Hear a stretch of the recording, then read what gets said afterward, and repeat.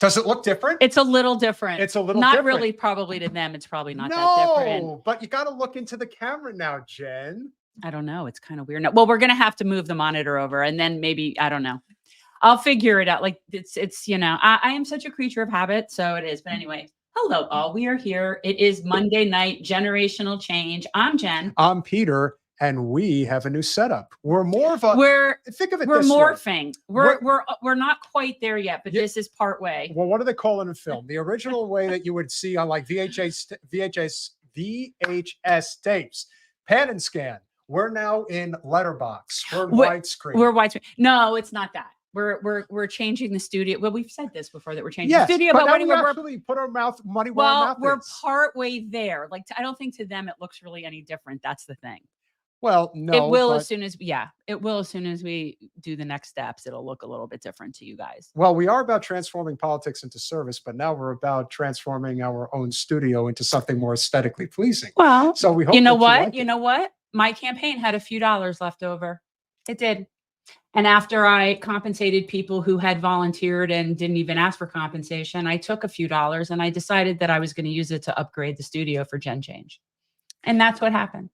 Well, we're very pleased to have a wonderful pair of guests this evening. You know, when I first got involved and you got involved in politics, and, you know, our odyssey in many ways began back in 2015 when Bernie Sanders ran for president.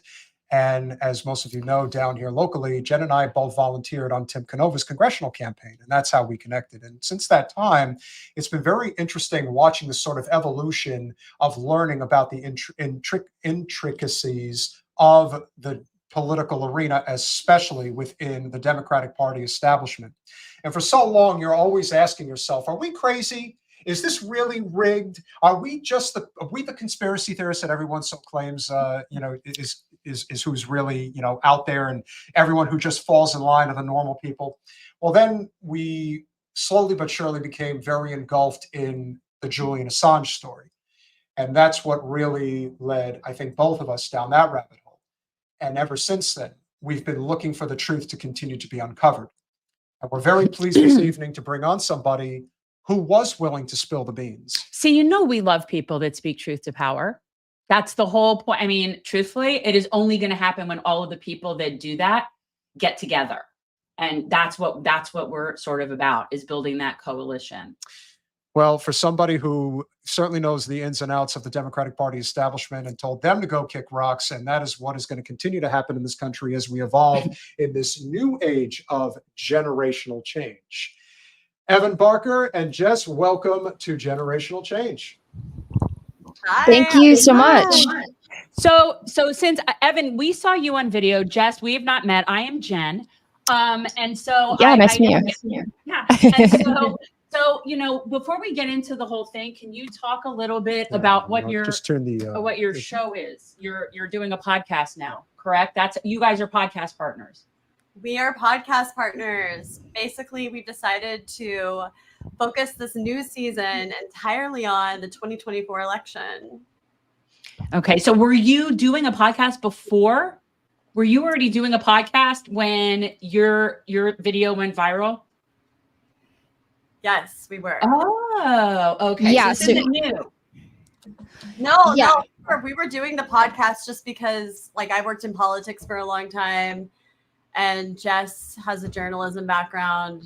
Sorry to speak for you, Jess. Oh, no, it's fine. That's fine. And so we are just sort of like political news junkies and decided to have a pod, just you know, there was only like 30 people listening. It was like not that many people, you know.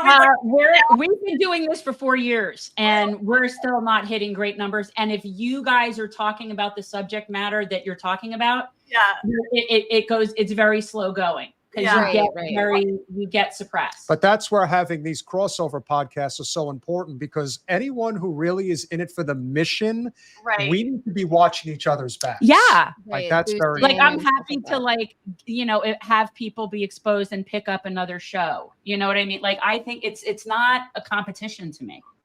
Yeah, no, not at all. So yeah, we were just doing this podcast and then I went to the DNC and had this epiphany moment and came home and posted a video on TikTok without even really telling Jess or anyone for that matter that I was going to do it, because I only had like 60 TikTok followers, right, Jess? I mean, I didn't think yeah, anyone would see it. Following. And then the next day, I woke up and there was millions of views, and suddenly people started listening to our podcast. So it's been a very wild ride. Yeah, I had to run for Congress to even develop an audience. So that's actually twice. It's so hard to tell what's going to hit, you know? But obviously, I think Evan did scratch an itch that people had of like, you know, stating the obvious maybe, but saying it out loud.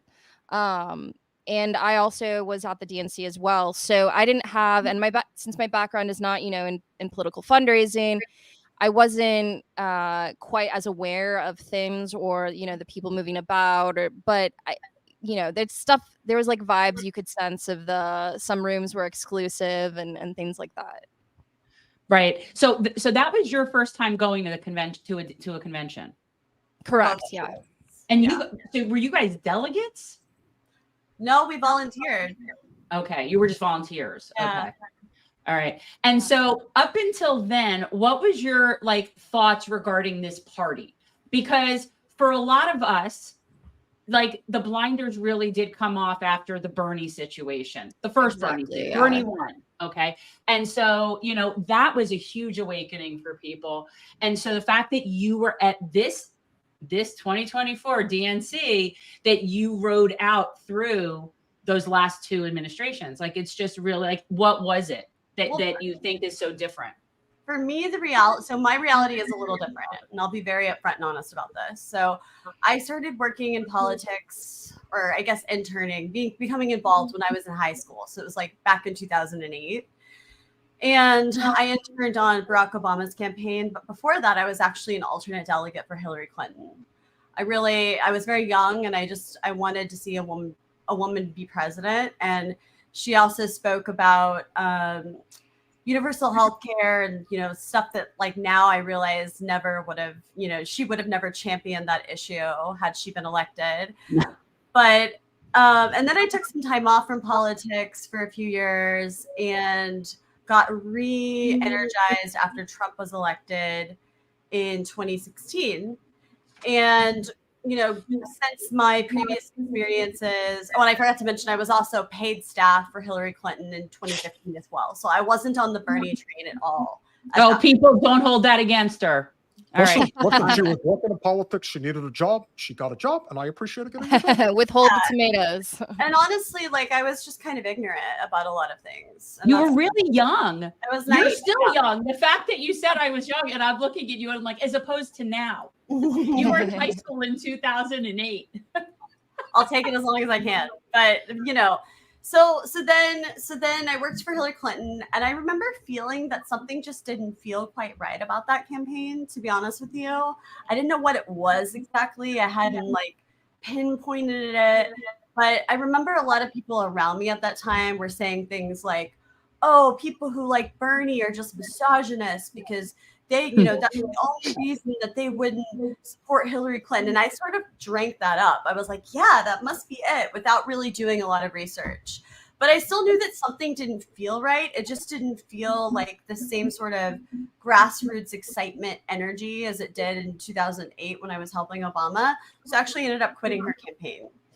And I got a job at Starbucks. instead. So, which I enjoyed a lot more. So fast forward to after Trump getting elected, I got re-energized, and my connections that I had in politics were still related to the Hillary Clinton campaign. So I started working with very like moderate people that were running for Congress and other federal offices. And it was during that time that I started to feel really just sort of icky about the people that I was helping, because I would hear the things that they would say behind the scenes. I'm somebody who was born with a pre-existing condition. I was born with a genetic lung disease similar to cystic fibrosis that can actually be very life-threatening.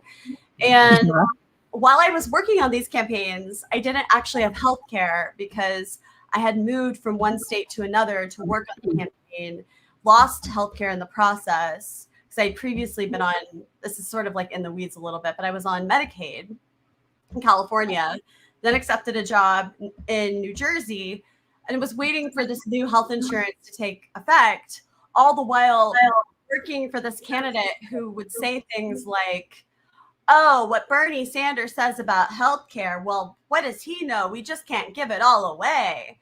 And so I would hear things like that, and it would totally repulse me, and I would just feel myself like, ugh, inside. But I needed a job, and I needed the health insurance, so I kept helping them. Eventually, it's interesting you mentioned Tim Canova, because I ended up, and I'm trying hard not to name specific people that I've worked for. Oh, we called him out, so bring it. No, I did not work for Tim Canova, Okay. but I worked for a Tim Canova adjacent progressive candidate in 2018. Who was sort of in that same vein, after being so disgusted by moderate mainstream Democrats that I then found the progressives. So I was late to the Bernie game. I was like, oh, there's progressives. Oh, cool. These people are different. They care about universal health care. They don't take corporate PAC money. They seem to have principles. They seem to have convictions, you know? And so then I started working for them. And mostly, I still sometimes do consulting for more like centrist or, you know, progressive friendly, but centrist organizations and candidates. But I was really energized and excited about finding progressives. And then slowly since 2020, I've become disillusioned with them as well. And now I'm at the point where after going to the DNC and just experiencing what I saw there, which was just a real lack of discussion of policy. It was basically, like, as I stated in my op-ed, I felt like I was at I was inside of like a corporate infomercial with extremely elite and out of touch people who were just chanting things like joy and brat and, you know, things that didn't really connect to the struggle that actual like real Americans, like my family back in Missouri, struggling with right now, like my grandmother who lives on her Social Security check and has to go to 3 different grocery stores in a single day to be able to find the deals that she needs to be able to afford to have groceries. And even then it's still enough. You know, sometimes she tells me that she's only able to eat like 1 meal a day because she's trying to save money until her next check comes in. Obviously I do everything I can to help her, but you know, it shouldn't be that way, right? And so this was sort of the feelings that came to me when I was at the DNC, and I just felt disgusted. I came home, I posted the TikTok video, was not expecting anyone to care or anyone to see it. They did. It was a whirlwind for Jess, I'm sure, especially as, you know, my pod partner and not really knowing, you know, that I was going to do that. Jess, do you have anything you want to add to that part? Well, yeah, I want to know. So, Jess, you were there, and so, you know, what was your thoughts of that? Like, were you weren't politically involved, really? You said, like, well, right. So, I guess I would say, like, my, you know, coming to or my journey, amidst the sort of left of center Democratic Party progressive wing of things is, you know, I was a Hillary person. 2016 wasn't really totally in tune with the whole, like, I always considered myself a political junkie. I have a journalism background, but I was never particularly partisan in my involvement. And yeah, after 2016, I did notice just the glaze in people's eyes and refusal to sort of, you know, pay attention to these sort of class issues. that were not really being talked about that Bernie did emphasize. And it just seemed to be like an inconvenient truth that people wanted to make Hillary's loss about something identity rather than maybe taking a good hard look at true, political and policy changes that needed to be made. And so between about 2016, 2020, a lot of those layers of that more neolib self kind of were shed. And I just became much more interested in those sort of outlets, that sort of media being released. I'm a huge fan of Breaking Points, which you guys kind of remind me of a little bit. Oh, that's nice. Thank you. But so I wasn't much of like an insider in any ways of like, I don't know like the line items, like Evan was, she was making it rain, but I don't have that experience. So, but I'm in tune with, not to overuse the overused word vibe, but it is something you can tell, at a convention. Obviously the conventions are made to be a little bit lobotomized feeling. But yeah, there's definitely like just some very obvious things that kind of get glazed over and not talked about. And we're all supposed to sort of ride this wave, but not really know what are the specifics here? What is actually going to happen? Who's going to be helped? What do we stand for? So yeah. Yeah, they stand for nothing. Right. Just to vacuum. What did you say, Evan? Oh, I just said it. I would have loved to have been lobotomized or sedated after that convention. Yeah, it was uncanny in many ways, for sure. I've been to a number of these shindigs, and I was at the convention in 2016. I was actually at both conventions. I was at the People's Convention, which was headlined by Nina Turner and Jill Stein. I actually sat in the pew in the church where Jill Stein and Nina Turner embraced, and I said to my friend who I was there with, said, "Oh, this is going to play at the convention, I guarantee you." Sure enough, they kicked Nina Turner out of the convention, not surprising. I didn't even think they would go that far, but it just goes to show you how fragile and she still doesn't disavow him. Oh, well, I mean, listen, unfortunately, a lot of people build their careers through these things. And I understand, just as you were speaking of, Evan, earlier, we have a number of, good friends that are connected, including people in the labor movement. And they've been, I had a long conversation with him the other day, and he was like breaking down, like saying, I really wanted to help Jen Moore against Wasserman Schultz, but I have my family to think about. Like, they could take everything away from, it's not a joke. Like, they will ruin your life if they have to, because this is a very fragile system that they're basically standing on quicksand at this point. She threatens people directly. Yeah. I mean, she'll threaten people even just for giving me any sort of platform. What does she say? Well, one particular community. I've never had any interactions, really. I saw her at the convention. You don't want to be near her. Don't. The most negative. You know how you get like, vibe. You know what a vibe. Well, right. She has literal, and I know, Jess, you can appreciate this. She has real negative energy. She's toxic. Like, you can feel it. She's toxic. It's a real thing. Like, being around her will physically make you sick. You're like, I feel bad. Yes. Well, she's not nice, but one of the things this time that we know happened, and there have been a lot of things, and there's some things that I can't even get into, but she actually, after a local community leader involved me in a Juneteenth parade event where a lot of candidates were there. Debbie was there as our congresswoman. And just because I was in it, this woman got a call from her threatening to have her 501c3 revoked because of me. Wow. That kind of bullying. Abuse of power and bullying, yeah. Constant. This woman, the people down here are so scared of her that's why they stay in line. And that's the kind of stuff that she does. Or she'll cry and play the anti-Semitism card and threaten to expose people as anti-Semites. That's been a favorite of hers for years, long before this, now she's really into it. But the worst part is that she is now like the number 2 most prolific inside trader in the entire congressional delegation. I know, and do you believe that that's even legal? I'm so glad that people are finally. Whenever I hear about this, I'm always like flabbergasted that this just. Yeah. Well, they have to bring it to the floor for a vote.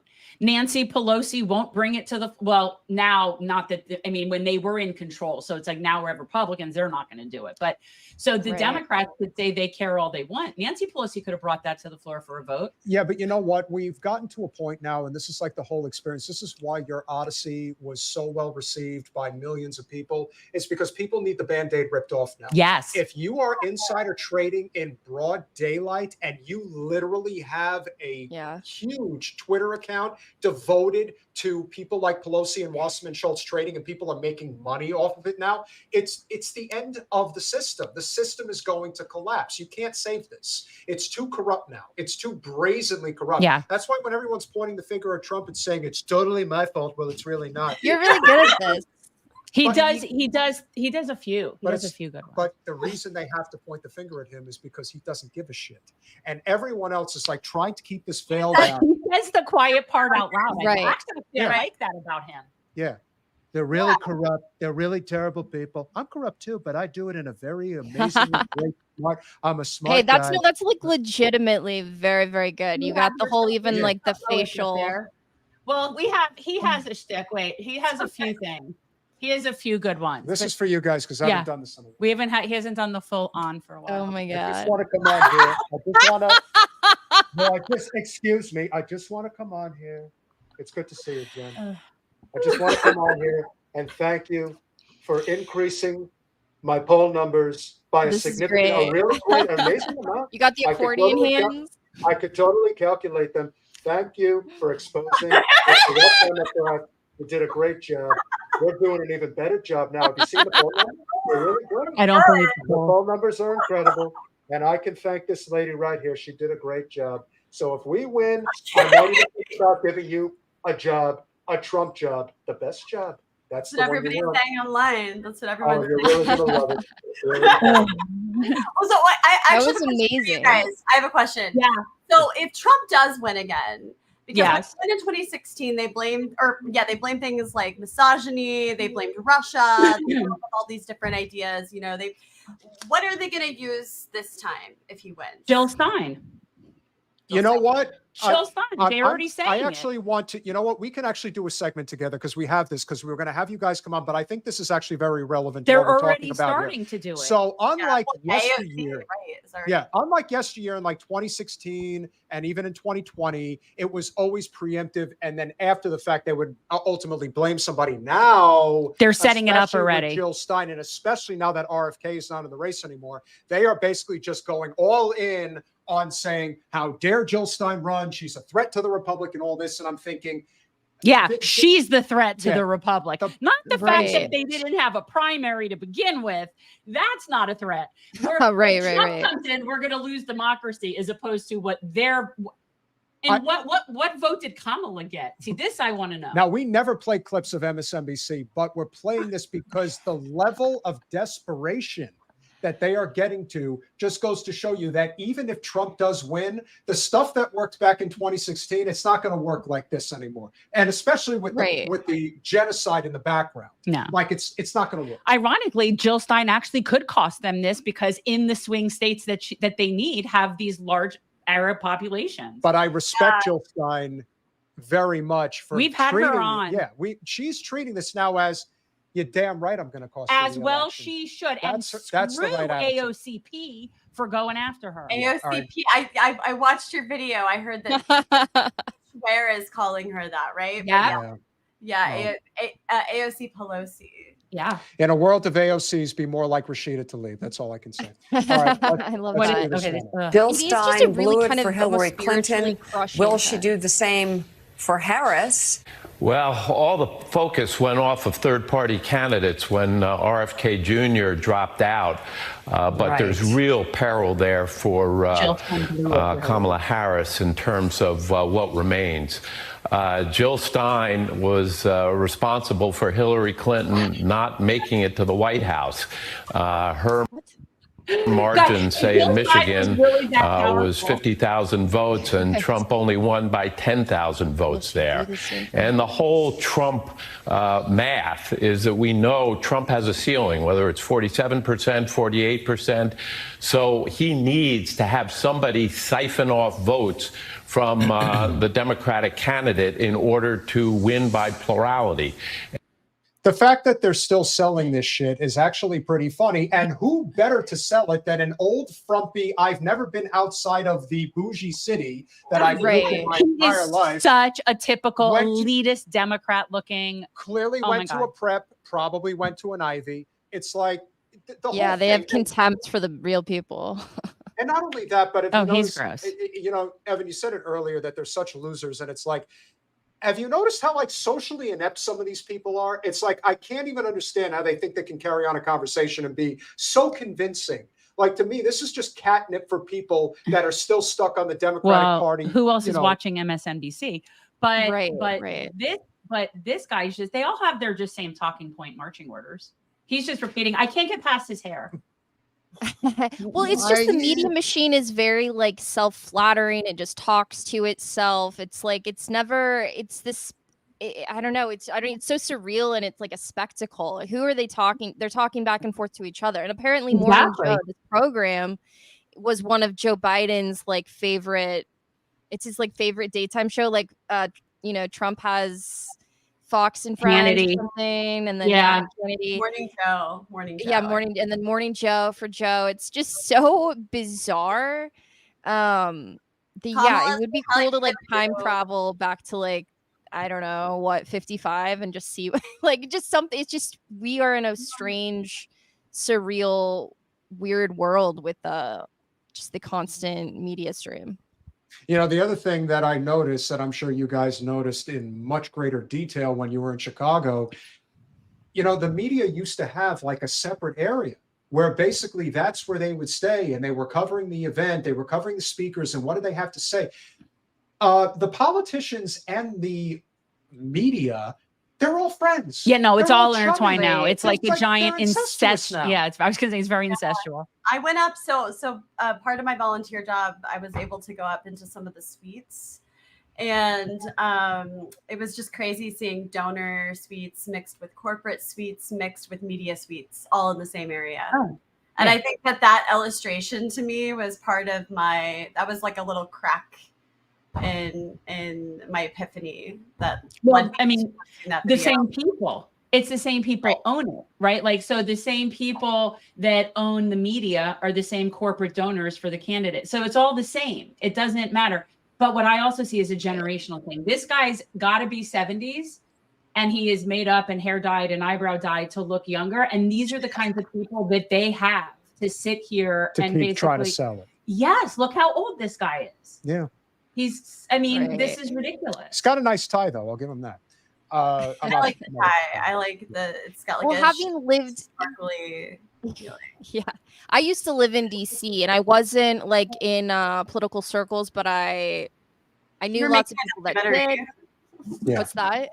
Oh, no, I said you were making a documentary, right? Oh yeah, well, I was making a documentary, but it was kind of outside the political realm. It was about something else. But I worked in fine dining for a little bit, and so a lot of the places where I worked, these people would come in, and there's just I don't know. It's just like, it does feel like you're in some sort of enclosed area in a kingdom or something. It's very insulated. People are so easily flattered by credentialism and exclusivity, and it's so seductive for people. I think maybe less and less is it seductive for people, but you know, there's still the strivers that go there and want to be like, you know, climbing. They all want to be in the club. Look, that's the problem with AOCP, is wanting to be in the club, right? And that's how you do it. You know, this guy. All right, it's so hard for me to stomach this. We'll finish it. And Jill Stein being on the ballot in all the swing states, but Nevada, is really in a position when we know that the swing states are going to come down to 1. Go. And why isn't Jill Stein on the ballot in Nevada? Well, guess what? There's a reason she's not on the ballot in Nevada. It's because the Democratic Party, led by, as I always like to say, scum-sucking attorney Mark Elias in D.C., they spend millions upon millions of dollars to hold up ballot counts. And by the way, in every state, the Greens spend their entire time. You want to know, Alex, Why the parties can't grow? Why they can't grow and why they can't like really spend time on other things. It's because they have to spend all their money, all their time defending their right to be on the ballot from predators like the lawyers for the Democratic Party. So when you're at a convention and they're saying we must save democracy, yes, we must save democracy from you. That's what we need to do. 2% margins. Without Ralph Nader taking a couple of percentage points from Al Gore in 2000, and Jill Stein taking a couple of percentage points from Hillary Clinton in 2016, Democrats would have won the Electoral College. Well, they won the popular vote 7 of the last 8, but minus those two, like third-party spoiler candidates, no Republican would have been elected president since 1992. With his name on his Absolutely right. And it's not only the Stein threat, but Cornel West is on the ballot in Wisconsin and Michigan, North Carolina and Georgia. That's my guy. That's my candidate. That's who I support that's my monthly support. Yeah, okay, because you spoke earlier, Jen, about just like, these guys, they all just trade jobs every once in a while. Joe Scarborough, wasn't he a representative from Alabama? No, Florida, Congressional District 2 in Florida. Oh, yeah. Oh, Florida. And then but Congressional District 2 is called Floribama. So that area is Tallahassee area. Yes. And then what, Mika Krasinski? She's like the daughter of a former Secretary of State or something like that. Yeah, that's correct. These are it's like sitting there, and now I feel like the Obamas and their Martha's Vineyard mansion are in the same crowd. It's like we're watching all of these people just sit there and get wealthy, and yet people still idolize them and pay them and listen to their opinions as we're basically watching them get richer and richer and richer. Carlin said that it's a big. Yeah, Carlin said it's a big club and you ain't in it. I watched that today. It's a small club and you're not invited. That's the thing. You're not invited unless you're on the Davos invite list. You don't count. Like there was, I'm not going to name the person's name, but let's just say that there is a guy who was down here in Miami. He is a rabid effing Zionist, and he's an attorney in DC now. And he had a huge platform, like some of these people, Evan, that I'm sure you ran into, like the Harry Sissons of the world, that I called that little SOBL before. But his father was way high up in the political sphere. There is a lot of nepotism. Especially they complain about the nepotism with the Trump family. That is nothing compared to the nepotism overall within the whole system and how these people get these big platforms and these big jobs. It really is about who you know. And if you know the right person, it was a total anomaly that I ended up where I was in politics. Even the very first, and I actually told this to Glenn Greenwald the other night when I was on his show.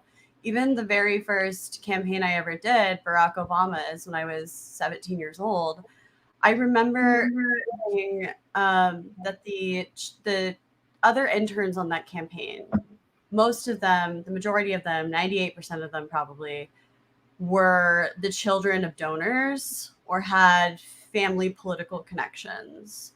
And I remember being told by campaign staff, to be sensitive around them or to not say things that could upset them. And even as a 17-year-old, I felt like that wasn't fair and that they were being given preferential treatment. And over and over and over again, working on campaigns, I would see this common theme. Majority of the people, even on progressive campaigns, to be honest with you, are people that come from families with social safety nets, that are like overly educated, that it's very hard to find like true working class representation on not on the left, not the journalism field is the same way. Like even on the left, even in the very far left, it can be hard with campaigns that I worked on. I saw it all the time, and they went to like very really good schools, and their parents were donors too, and so it's across the board actually, and.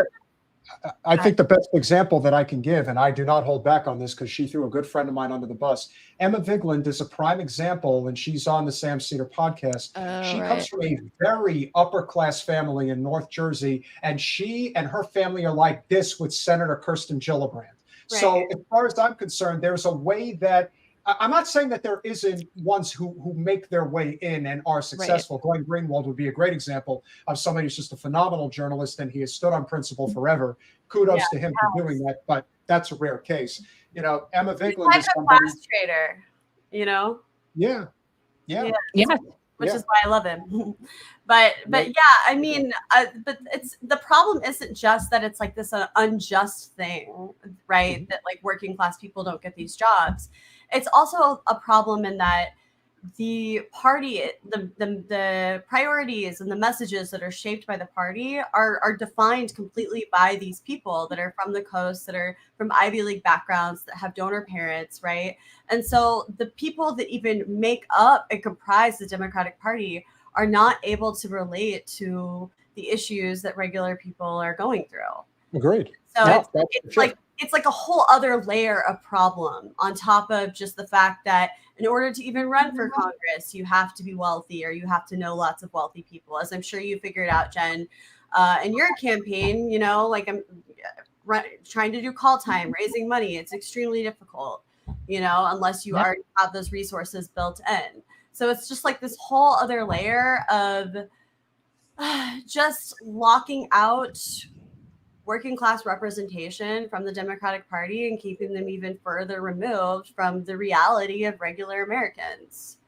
And you know where they're going. They're going over to the Republicans. That's where they're going. And there was a bunch of endorsements today, I think, from even more like the neocon early 2000s Republicans. Yeah. Listen, I can remember doing call time for Jen back in 2020 and talking to big donors, even San Francisco donors who are like, I cannot stand Wasserman Schultz, but I will not donate in a Democratic primary. And I believe the reason they do that is because everyone keeps an eye on where all the donors are putting their money. And if you start putting your money into primaries, you're not going to be invited to the cocktail parties in Georgetown anymore. Yeah. And to them, that type of shit really matters. And so it is unfortunate, but that's like a social status blackmail kind of thing. 100%. Yeah. But these are not people that are in this for a mission or have a cause or really care. These are not people. So, you know, when we say, oh, they just don't have a backbone. Well, they don't, but that's not the problem. The problem is they don't care. You know, it would be a backbone problem if they cared and just kept their mouths shut. That's why they want Kamala Harris to win. They want the status quo to remain. They're comfortable and they're happy in their lives. The stock market is doing well. Yeah. To somebody like my grandmother, she doesn't even pay attention to the stock market because it doesn't affect her at all. Same with my mom. Same with everyone in my family. I mean, it's like, it's just absurd. So 90% of the stocks are owned by 10% of the people. And that just goes which is why it's not an indicator of our economic prosperity. Which is exactly why it doesn't impress me when Kamala Harris talks about getting endorsements from Goldman Sachs. Okay, not by women CEOs. It's like how disconnected from the average experience can you possibly be? Oh, yeah. Very. All right, let's finish this. Oh, he makes me feel And so there's a double threat there. We do know that Biden in 2020 was able to actually increase his margin while Trump's margin stayed the same as 2016, meaning Biden's increased margin over Trump probably came off the back of not having Stein on the ballot in 2020 and getting that share of third-party votes. Imagine being so proud of corrupting the entire electoral process. Like they really just, they focus on, that's how they, you know, people say Republicans are suppressing the elections and suppressing votes and doing that, but they are, but so are the Democrats. They just do it different ways. You know, they do it with all these legal challenges. Can I just say that guy definitely goes to sleep about 7 o'clock at night? I don't know. I just kind of I did his eyebrows at 7 o'clock at night. Well, if you're one of those people who I have a 2-year-old though. I have a 2-year-old, so I have to. Yeah, if you got to get up at 4 or 5 in the morning, that's understandable. So I totally understand that. It gets better. Is that your only? Yeah. Yeah. It'll get better unless you have another, and then it won't. I think well, but yeah, it is like so hard to watch these. I mean, even that was kind of an experience I had as well at the convention, was seeing either media leads, like, you know, faces I recognized, or just seeing high-powered lifetime politicians. It's just like there's like a vacancy in the eyes. Yeah. That, like, I'm sure, Jen, for you at a certain point, you like have to like not be demoralized by it, but it's just like what's going on? Like what can break this? And I'm sure, you know. Yeah, we talk about it. It's not going to come from the election process. It's not going to come from our electoral system. The change is going to come when enough people realize that this is what's going on. The fact that both of you are here now and wouldn't have been involved in this, 5 years ago necessarily, that's progress. So more and more people are realizing it. But, we need a general strike in this country. We need people in the streets with yellow vests like they did in France. And we need to be building up resources and infrastructure so that people can afford to strike. And we need to start by supporting labor. Everybody needs to be behind labor. And when we do that, and then we have our issues, whatever the other issues are that different people have, we need labor to come out for that, just like they just did for Palestine. And so we build coalition by connecting all the issues. We need the environmental people. We need the women's rights people. We need the prohibition, or not the prohibition, abolition. The abolitionists. We need all those groups to come out for each other. And when that happens, we'll have a general strike, and it will have nothing to do with who we vote into Congress. I actually think, and we know this, that our vote in terms of the Congress, federal, has matters not. Like 0.1% of the population actually have their will met through policy. The rest of us, we don't even. So it's completely dysfunctional. Local still matters, people. Like that stuff. I was gonna say, is there like sort of Oh, for sure. As long as the race is nonpartisan, absolutely. Local races and honestly, even state races to some extent, you have a lot more at stake. And I want people to understand, like, who we vote for president, the war machine keeps churning. Yeah. It'll keep churning. It doesn't matter who's sitting there. It really doesn't. But I'll give locally, it does matter because that is your tax dollars. That does pay for local stuff. Totally agree. But I'll give you a prime example. I've maintained for a while that the best elected representative that the Democrats have is Rashida Tlaib, and the best elected Republican in the country, bar none, is Thomas Massie. And if you look, particularly next year, Dana Nessel, who was the Attorney General of Michigan. Yeah. You guys heard that story about how they smeared Rashida Tlaib with all that nonsense? No, I haven't. We covered this last week, but go look that up. What happened with Jake Tupperware? So the reason why Rashida got thrown under the bus by Dana Nessel, and Rashida represents the most consequential blue district in the entire state of what may be the most important swing state in the whole country. She got thrown under the bus not because she called out Dana Nessel, besides the fact that Dana Nessel is a raging Zionist and hates the Muslim community. It's the fact that she called out the crimes that she hid with the Flint water crisis, as well as what's going on at the paper mill in Kalamazoo. All communities of color that are suffering under the weight of our broken economic and political system. Right. And so she threw a tizzy over this. Well, let me just say that when Dana Nessel does run for governor, and she will in the near future, good luck getting Rashida Tlaib to back your ass when you think you're going to need her help, and you will need it.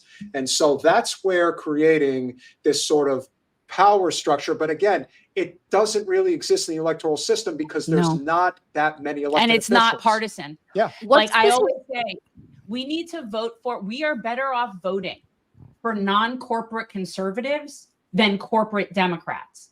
Because somebody that's not bought and paid for, that just happens to be conservative, is somebody that probably still supports the concept of democracy and is going to be reasonable. And I've encountered this many times. If you look at the voting record in particular of Thomas Massie, he voted with the squad on so many key issues. No one talks about this because that breaks the two-party duopoly bullshit. Right.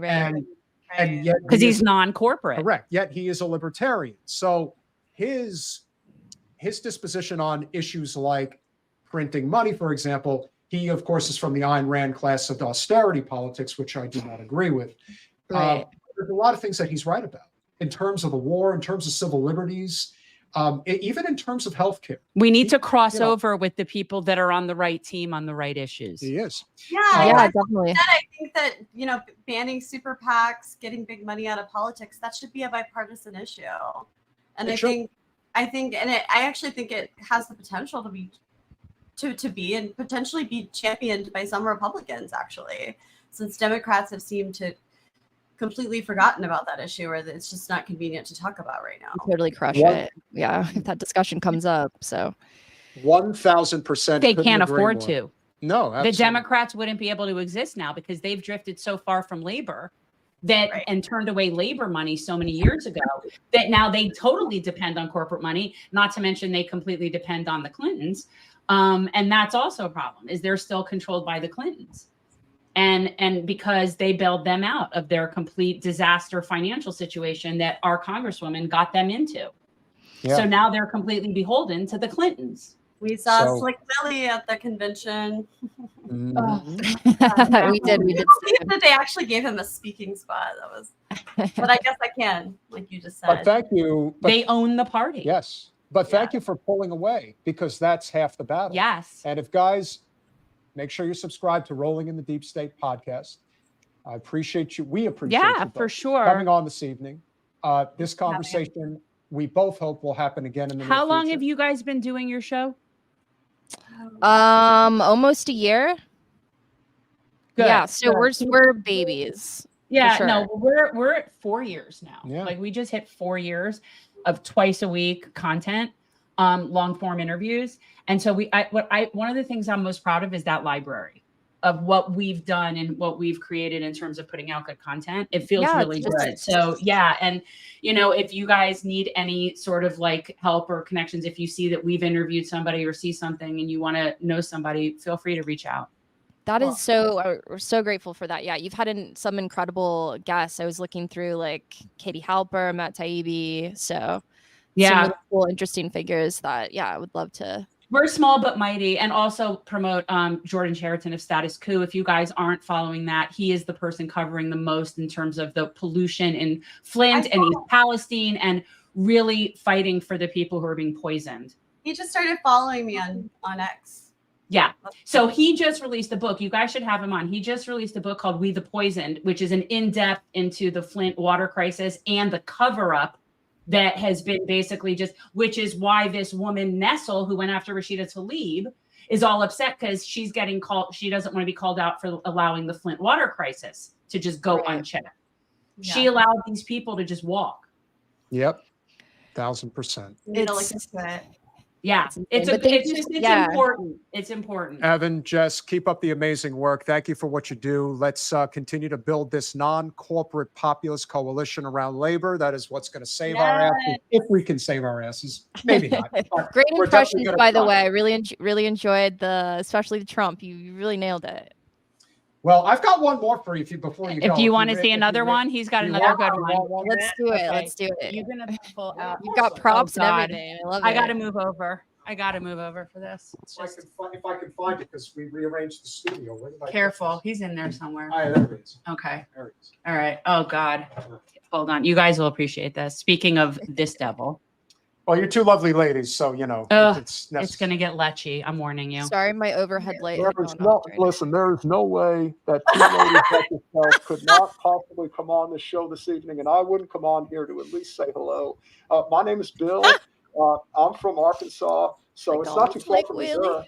I kind of like them Midwestern Southern type ladies. You both look very charming. And in my case you don't know, I was president for So 2 terms. immediately inappropriate, right? Oh, he's so Two- gross. I had two. And he Two gets so terms. method, like every time, like with him. And the only one that doesn't gross me out is Bernie. Well, if you haven't noticed either, I have my own library in Bentonville, There's a reason Arkansas, for that. and on the top, I have 2 floors. I'm a special person, I've got a 2-floor library, and the second floor of the library is actually a penthouse apartment. I'm just saying, you have an open invitation. I wonder if they still anytime you have want. like a home in Arkansas. If they're at all connected, or is it just total coastal elite life? Well, now? the truth of the matter is, if we're being completely transparent here, I like Chappaqua. I think it's a lovely town outside of New York City, but you try living with Hillary, and Nobody wants to live you'll with Hillary. understand why And we you should get out both of be in town every prison. once in a while. And you go back to Epstein's Island. I cannot say whether or not I've been Yeah, there. whatever. Nor can I count how many times. I just happen So to be very gross. slick. They call me Oh. Slick Willie for a reason. But you ladies have a wonderful evening, and keep doing what You you're too, doing. Bill. Just remember, Clinton Thank isn't you, today, Bill. Clinton isn't tomorrow. Go. Bye. Thank you Yeah. guys. Bill. It was great to Bye. meet you. Thank you guys so much. It was so nice to meet you. Thank you. Thank you, Jess. Thank you, Evan. Good night. See ya. That's so funny. Yeah. See, they got grossed out by Bill.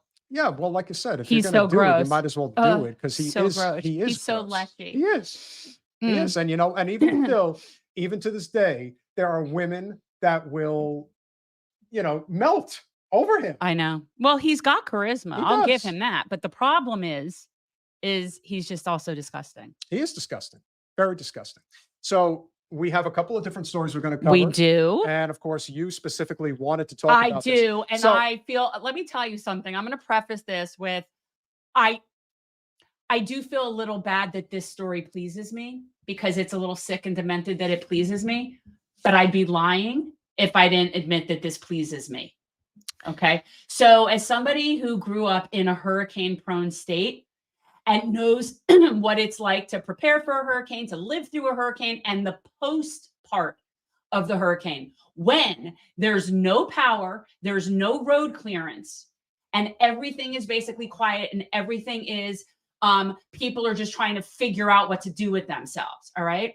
And so now, courtesy of one of the biggest douchebags in the world, Elon Musk, we're now discovering, or people are learning about, a known problem that wasn't ever really thought through. Now, in South Florida, and especially in the affluent areas, there are so many Musk fans. That's what I call people who drive Teslas. They're Musk fans. These are people that, a lot of them also think that they're helping the environment. They do, because they watch neolib crap and they think that somehow that whole production process and screwing over little children digging for lithium is a better solution. I get it. They're short-minded. And I do appreciate not having to fill your car with gas because I had a hybrid and it was really nice. So I get that. Well, apparently, when the car batteries connect with salt water, they explode and they cause fires. So now we're seeing post Hurricane Helene, when you have all these Teslas that are flooded in garages, exploding and causing house fires. And by the way, the fires from the lithium batteries are 10 times harder to put out than any other kind of fire. So when a fire department comes across a car fire normally on the side of the road, just a regular car, my cousin is a fire chief in Miami, and I actually know that a lot of their stuff is car fires. When the amount of effort and water it takes to deal with the electric car battery is a whole different animal. Well, here's an example of what happens when a Tesla what happens. meets the water.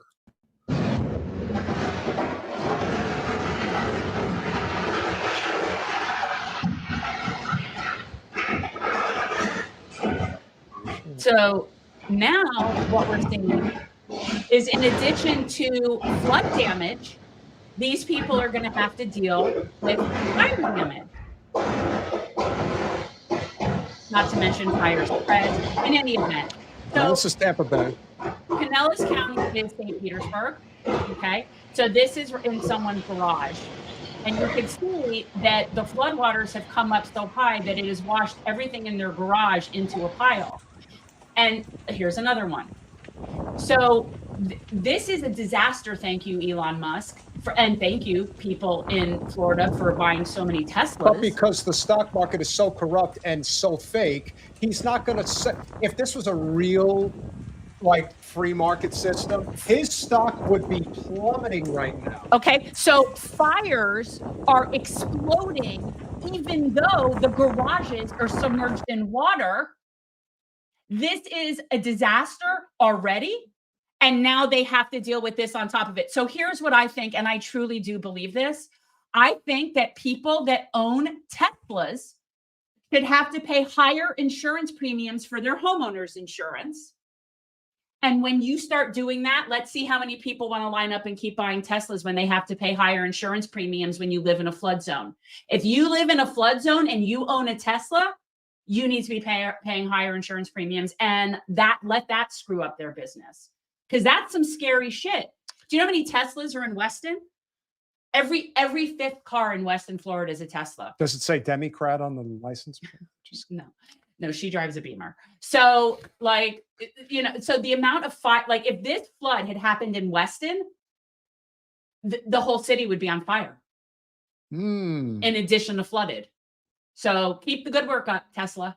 Now, unfortunately, while we can, have our moments of levity to point the finger at Elon and what an douche canoe he can be. Oh, we didn't show the viral video. I feel a little bad about that. When Which we had part? Evan on, because I'm It looking doesn't. back. We never got. I mean, we've shown it before on our podcast. Yeah, guys, go look up. Yeah. We We've showed covered it on our We've done a podcast full before. segment on Her it, video. yeah. I didn't even realize that. Sorry. Yes. Yeah. Well, that's not how the person spells it, but close enough, Henry Kajala. Well, your home away from home is Asheville, North Carolina. This is and by the way, not a lot of Teslas in Asheville. But we've pointed out many a times before, we have had, even though we do not agree with him because he's very loyal to the Democratic Party establishment, Professor Michael Mann, who Adam McKay and David Sirota's movie Don't Look Up is based on. That is the character that Leonardo DiCaprio played in the movie. But he has been very adamant about, much like the true gloom and doomer scientist, Peter Kalmus, who we've tried getting on our podcast, but unfortunately has not graced us with his presence. We are in a very, very bad spot with the environment now. Because as we pointed out before, you can deny climate change, but you know who doesn't? Insurance companies. And the proof is in the pudding when it comes to the heating of our waters. What happens when the waters get too hot? The storms are stronger and last longer, and they sit over us. I'm so sad. If you guys haven't seen the footage of it, they're more frequent. yeah. These major hurricanes. If you guys haven't seen Asheville, I'm so sad. Major hurricanes have always been an occurrence, and everyone wants to point the finger, especially rural conservatives who do not understand this stuff, and point out that hurricane. Oh, we've had floods like this for 100 years. Here's the difference: the frequency in which these storms are happening now are every single season. Every season. Donald James, Don't Look Up is hilarious. Seriously. It's just friggin' hilarious. And it's so relevant now because if you see the movie, it'll be like, oh my God. And the characters are based on real people. Like they're based, it's so like the president character let me is just literally say, a hybrid of Hillary and Trump together. And Kate Blanchett playing Mika Brzezinski. I mean, you want to talk She's about the just Mika character, you want to talk about nailing it to the wall. I mean, perfect. No, it's really worth a watch. It's so this so entertaining. Unfortunately is what's going on in Asheville. You know, a place that's 500 miles from the Gulf And here's shoreline. what's really scary is that a chunk of I-40 has fallen off. I-40 is one of the major thoroughfares. Agriculture transfer through the entire country. In the entire country. That's what goes through, Correct. you know, like places like Iowa. And apparently, right? Like and this is the whole thing. And this is why Kamala Harris does not deserve to get that crown, just like Hillary didn't deserve it, because she's a woman. Let me put it this way. The idea, and I have friends that are in Asheville, North Carolina, the Army Corps of Engineers are still not there. They can't, here's the thing. So Asheville is bridges that connect it basically from the French Broad River to there's rivers that run through it, and all the bridges are like washed away. So and there's no power.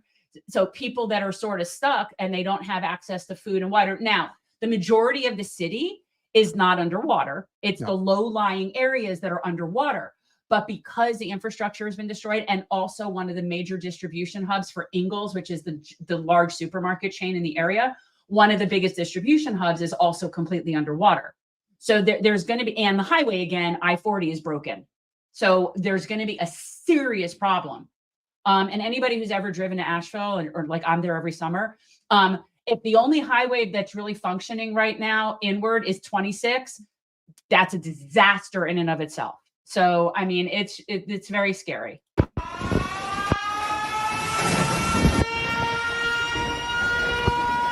Okay, that's Kimmy Rock, and Kimmy Rock now no longer exists. My car is gone.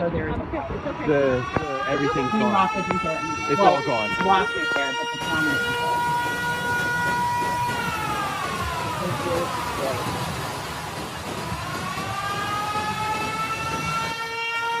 Doomsday was. I'm so sad. I'm so sad. Chimney Rock is gone. Whole town's gone. All right, guys. Just to give you an understanding of the devastation we're dealing with here. Chimney Rock's gone. That's a street. That's a street. That's South Canaan. That's a street. And that is completely cut off. And that is the only way into that town. That direction that's the only way into the town. So the people that live in Lake Lure area, live in here, they're so stranded. I'm so sad. That's Biltmore Village. That's Asheville. This is Biltmore Village. Billions and billions So and sad. billions of dollars in damage. And can we talk about what happened to the students at Appalachia State up at Boone? I don't know if you heard about that. No. Oh, all of the students that were in dorms have basically been stranded in dorms. Faculty, nobody's doing anything to help them. They have no way to get out. There's no power, and Boone is underwater. They didn't evacuate. They didn't do anything. There is a total disaster. Like that, there are lawsuits waiting to happen up there in Boone. Not smart. No. And this is the thing that we tell you when it comes to climate change.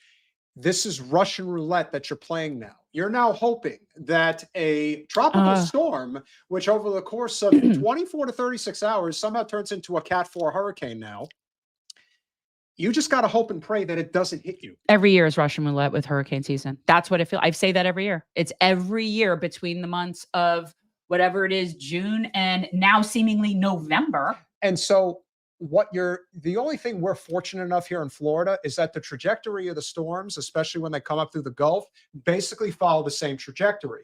But that might not be forever. This is what's scary. It changes. And this is, and the fact that this is happening so far inland in the mountains as a result of a hurricane.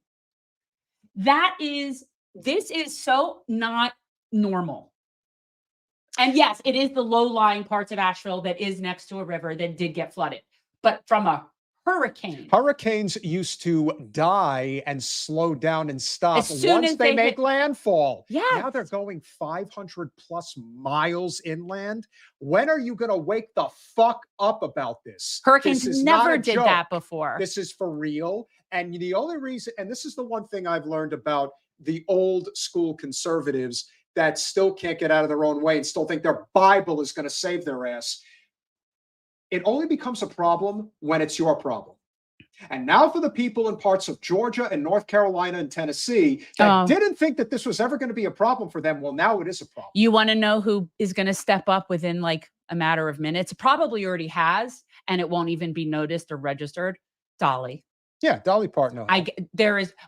Because the whole thing about where this is in Tennessee and you're talking Johnson City, Tennessee, Marshall, North Carolina, these are towns that are completely underwater. They're all very close to Sevierville, which is where she is from, and where, Pigeon Forge. But these are people that it's not like they live in an area that's at risk. Like when people rebuild however time they get a storm on the West Coast or on the coast of Florida, and they want to rebuild in those areas, okay, you take that risk to some extent. You do. But people that live in these places, they don't have that risk. They also don't have that insurance. These are like, this is horrifying. This is going to end up being actually on par with Katrina. So, friend of the show, Willie Bragg, and you have to go on, especially with the new studio set up. I want to go on. Monday. I think he said Monday. PM. Okay. So next Monday, we'll set that up. Okay. Just did a video on you both criticizing AOC a few days ago. Thank you, Willie. Appreciate that. Thank you. Linda, thank you so much. Because you guys know that have been watching me a long time. I've always given her grace. I've always given AOCP grace. Oh, yeah. Well, we're not there yet. We'll get to that in a minute. Something I didn't even know about. Donald James, thank you so much. 10 months, man. Thank you so much. It really means a lot. It does. It's helpful. Interview. Mario, I did not know this. So AOCIA. Oh, thanks for the text the other day, Chromie. I'm sorry. Supports Angelica Dueña's opponent, Noose Rivas, because she wants more Latina representation. Where was she the last two election cycles? I don't understand. Isn't Angelica Dueñas Latina? Like, I don't understand that. Yeah, but she's not in the club. You see, Angelica doesn't take the corporate money, and her opponent does. Well, I sure as hell don't remember Alex coming out for Angelica, and she could have really used the help this last time. Guys, Angelica's a friend, so that's annoying. You have to let Alex go. You have to let her go. She's crossed over to the dark side. She made it clear. She has crossed over. She wields a red lightsaber, my friends, a red lightsaber. Mm-hmm. She is no longer on our team. There's a difference between the separation of church and state. I don't care what you believe, but if you believe that God is going to come down and save you from mass storms that are going to destroy, why don't you go and throw your Christianity in the face of people in Pinellas County? It's so Florida, ironic that he does throw it in the face of the people who. Well, nobody was saying you didn't need to say anything about it. I'm bringing it up because there's a lot of people who. And I'm the atheist. Well, this is the thing about religion, because I believe in God, but I don't believe in organized religion. Organized religion is a joke. And you have to understand that the reason it's done is to keep people in line and to keep people afraid. So to ever question, maybe we are harming the environment, maybe we are burning too many fossil fuels. Listen, it's one thing to use the fossil fuels that we have, but it's another thing entirely. It is another thing entirely to think that we are going to drill, baby, drill on our soil. We are, though. Our Like, congresswoman where supports is it. You know, we are. Why not? We'd rather be using Canada and then just screwing up all of our indigenous people's land with the transport of said oil through with the pipelines. But we don't want to use our own oil. No. We want to. Our oil we sell.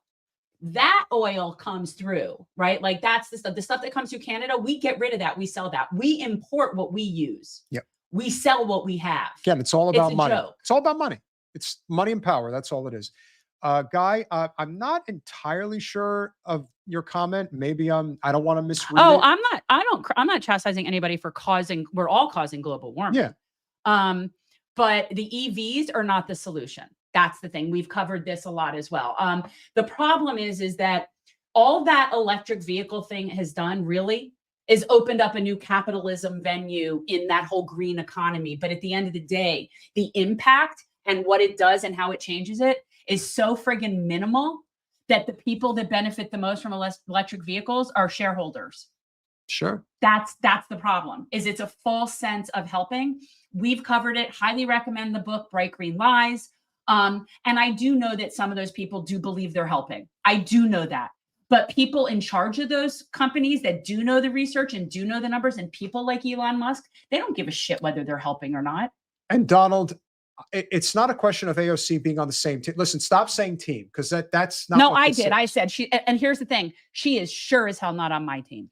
And even though I don't think AOC is a bad person, no, she is not actively working on behalf of the mission. She's not the bad guy, no, but she is shilling for them. She's protecting them. And so at some point you own that. At some point when you're supporting someone who is complacent in a genocide, you have to own that too. That stink rubs off on you. It just does. And that is a great segue, because the Zionist control, especially in very high places, and for those of you who do not know who Vanessa Redgrave is, she is an exceptional British actress. She died actress. recently, No, she didn't. Are we sure? Okay. Yes, okay. I'm just making sure, because I really like Vanessa Redgrave. So Vanessa Redgrave is the mother of both the late Natasha Richardson and her daughter, Jolie Richardson. Which is so funny you say that to me, because growing up in my life and in what, like, my mom and her, like, whatever. No, Jolie Richardson and Natasha Richardson are the children of Vanessa Redgrave and the nieces of Lynn Redgrave. So, like, she's a legend. So she won an Oscar back in 1978 in the movie Julia, which was about the Holocaust. Here's her acceptance speech. Relations, Care Florida Gala, and one of their action priorities that they work on as an organization is fighting anti-Semitism. Because here's the thing. Arabs are Semites. Really? They are. I didn't know that. And so anti-Semitism is also anti-Arab. I know Jews think that they own that, but they really don't. They don't. Yeah, and it just goes to show you that nuance that she delivered was perfect. Yeah. But they can't handle it. Can't hear it because, as I've always said, if you follow the money and wherever the power vacuum lies, you'll find the truth. That is how it works. On both sides. Now, hopefully not always, but that is the reality of where we live. And again, that video is from over 45 years ago. How much has really changed? I would say what's changed is the exposure. And even though we were at this gala, as Jen likes to say. Gala. Okay, I had this argument with my son, and he insists that it's gala. And I said, I think it's both. And so I looked it up, and in fact, it is either or either. And that is just how it works. It is. One is more of an English and one is more of an American. And I just, like when I write, I spell theater R-E. I just do. I do know that as well. And I know it's pretentious, but I don't care. I also cross my fours. Theater. My fours and my sevens. And I am sure the late Maggie Smith, who just passed away this weekend, probably appreciates it as well. There are those that are out there. You know, we've been showing them. You know, last week we showed you that Henry Winkler is also not on board with this shit. The problem is that it is trepidatious to walk this line. The idea that Netanyahu, who is a war criminal, and just this past week came to the United Nations with a controlled environment, mind you. He just ordered a hit and told us ahead of time and told us, and we okayed it. He ordered a hit and he ordered a hit by dropping bombs on 3 high-rises that killed the entire family as well as many other families. So I want people to understand this, and I'm saying this so clearly, and I don't care because people hate me anyway, so I don't really care. When Iran retaliates by dropping a bomb, not just on Netanyahu's family, but on their entire living complex where they live, that will actually be, I want people to understand this, that's a proportionate response. That would be a proportionate response, a war crime for other reasons, but it would be a proportionate response. And I actually want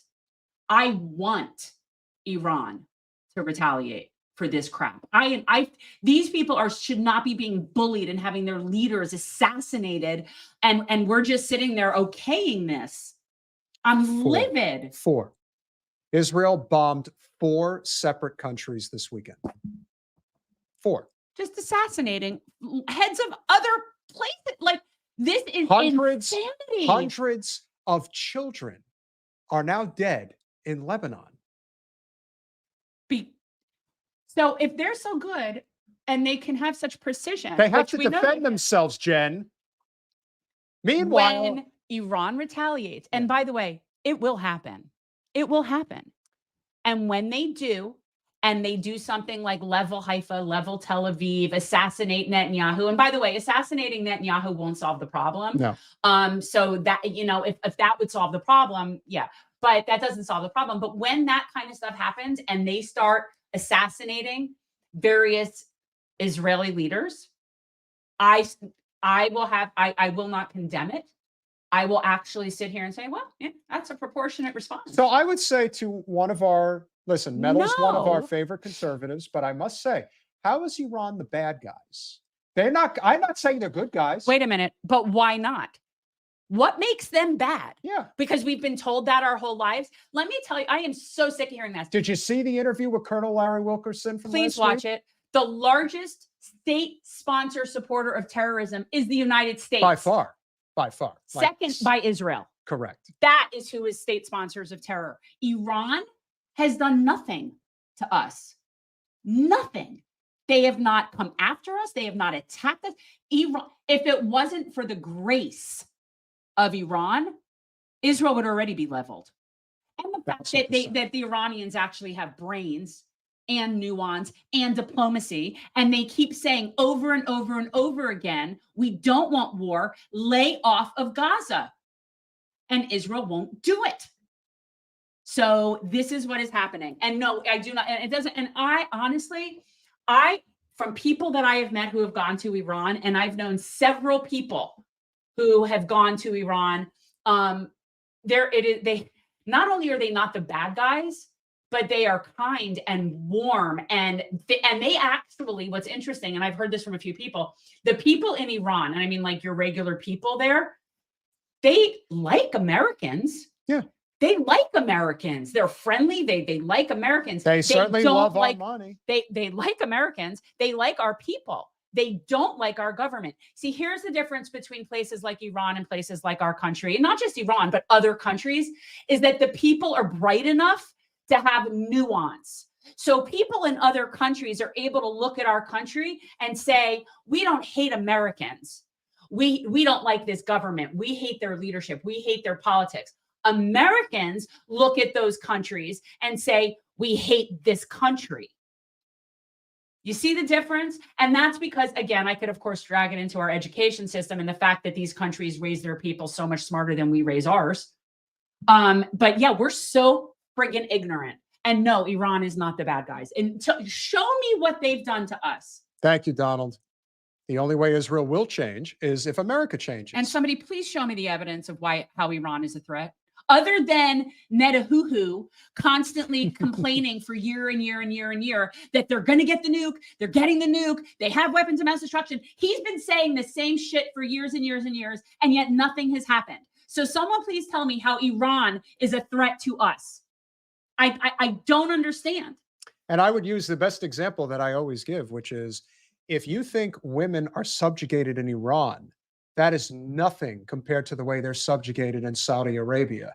And yet somehow Saudi Arabia is our ally. No, they're our business partner. They're a client. That's it. They're a client state. Iran does business with China and Russia, and they don't do business with us. And we don't like that. And we don't like that. But I will tell you this, and I am saying this now, and you people, if you do not watch media in other parts of the world, please start to watch media in other parts of the world, because you are not getting coverage here of things like BRICS. And we are dying empire. Okay. Oh, yes. And as soon as BRICS, which to me is happening faster and faster based on countries wanting to join BRICS, and why wouldn't they? I want to join BRICS. So if BRICS actually does, of course, absolutely. BRICS, all it's going to take, people, all it's going to take is for those countries to figure out a way to circumvent our economy and our dollar, and it's done. Yes. And if you don't think based on, and I am constantly forwarding him clips of education in other countries, like how kids are raised in other countries, our kids can't compete with them. They just can't.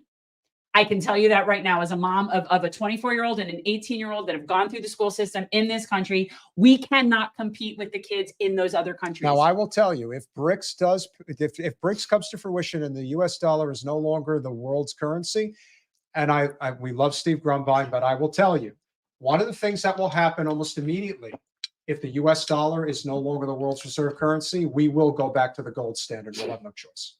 We are fucked. I'm just like, and the fact that we don't cover that in this, our media doesn't cover BRICS and what's going on with that, because they don't want you to know, not only is it viable, it exists. Well, you've been saying forever that the mindset of the Beltway led by the State Department is that might makes right. And it always will. Well, guess what? It's not going to work anymore. It works to an extent. Right? Like might makes right has worked so far. You want to know why Iran hasn't really retaliated yet, and why Hezbollah is doing like not anywhere near as much as they could, other than the fact that they have honor, because they do. But other than that, they don't need to. They're sitting back and watching us in Israel self-implode. Israel's economy is in the toilet. Their mass emigration, they've lost like 700,000 people have emigrated from there since October 7th. Something like 100,000 businesses are out of business. And the only reason that they're now going at war with Lebanon, other than stirring up a big war, is Netanyahu has promised his people that they'll be able to move back to the northern part of Israel. And it's not going to happen. Because, JD, what will end up happening as a result is the US dollar will no longer have its value. And so what our economic system will ultimately do is try to force feed the value of the dollar again and put it up against a precious metal like gold. That's what will end up happening if BRICS gets to where they think they can go. Now, what the new world reserve currency would be after the US dollar, I'm not 100% sure. That's where the enigma comes into play. I don't know what would replace us, you know? What's the plan to help? We need solutions. I agree. Labor. There's a lot of things that have to be happening simultaneously. We talk about this all the time. It's an inside-outside strategy. Yes, you do need to somehow be involved, I suppose, in electoral politics, if for no other reason as to get the platform, to use platforms to try to educate people on issues.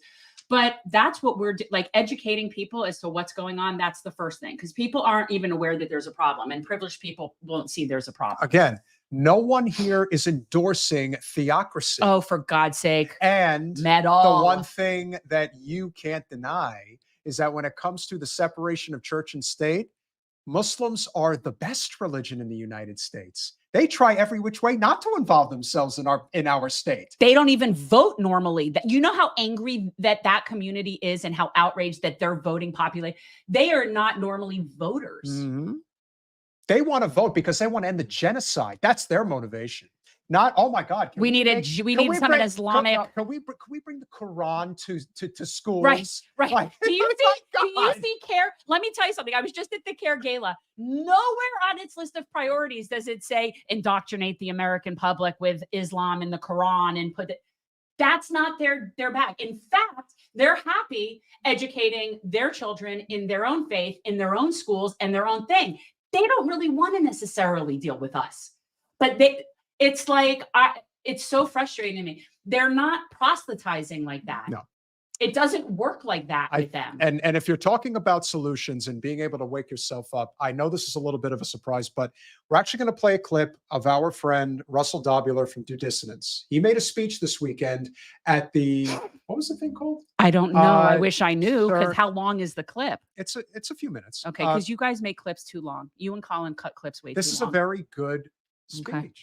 You're going to huff and puff at me, aren't you? I'm not thrilled about it. And I'm not thrilled about giving, This is a very good speech. Okay. This kind of crystallizes. Guys, anybody in the chat, this wasn't the one that was yesterday. It was the one that was on Saturday. This was Metal.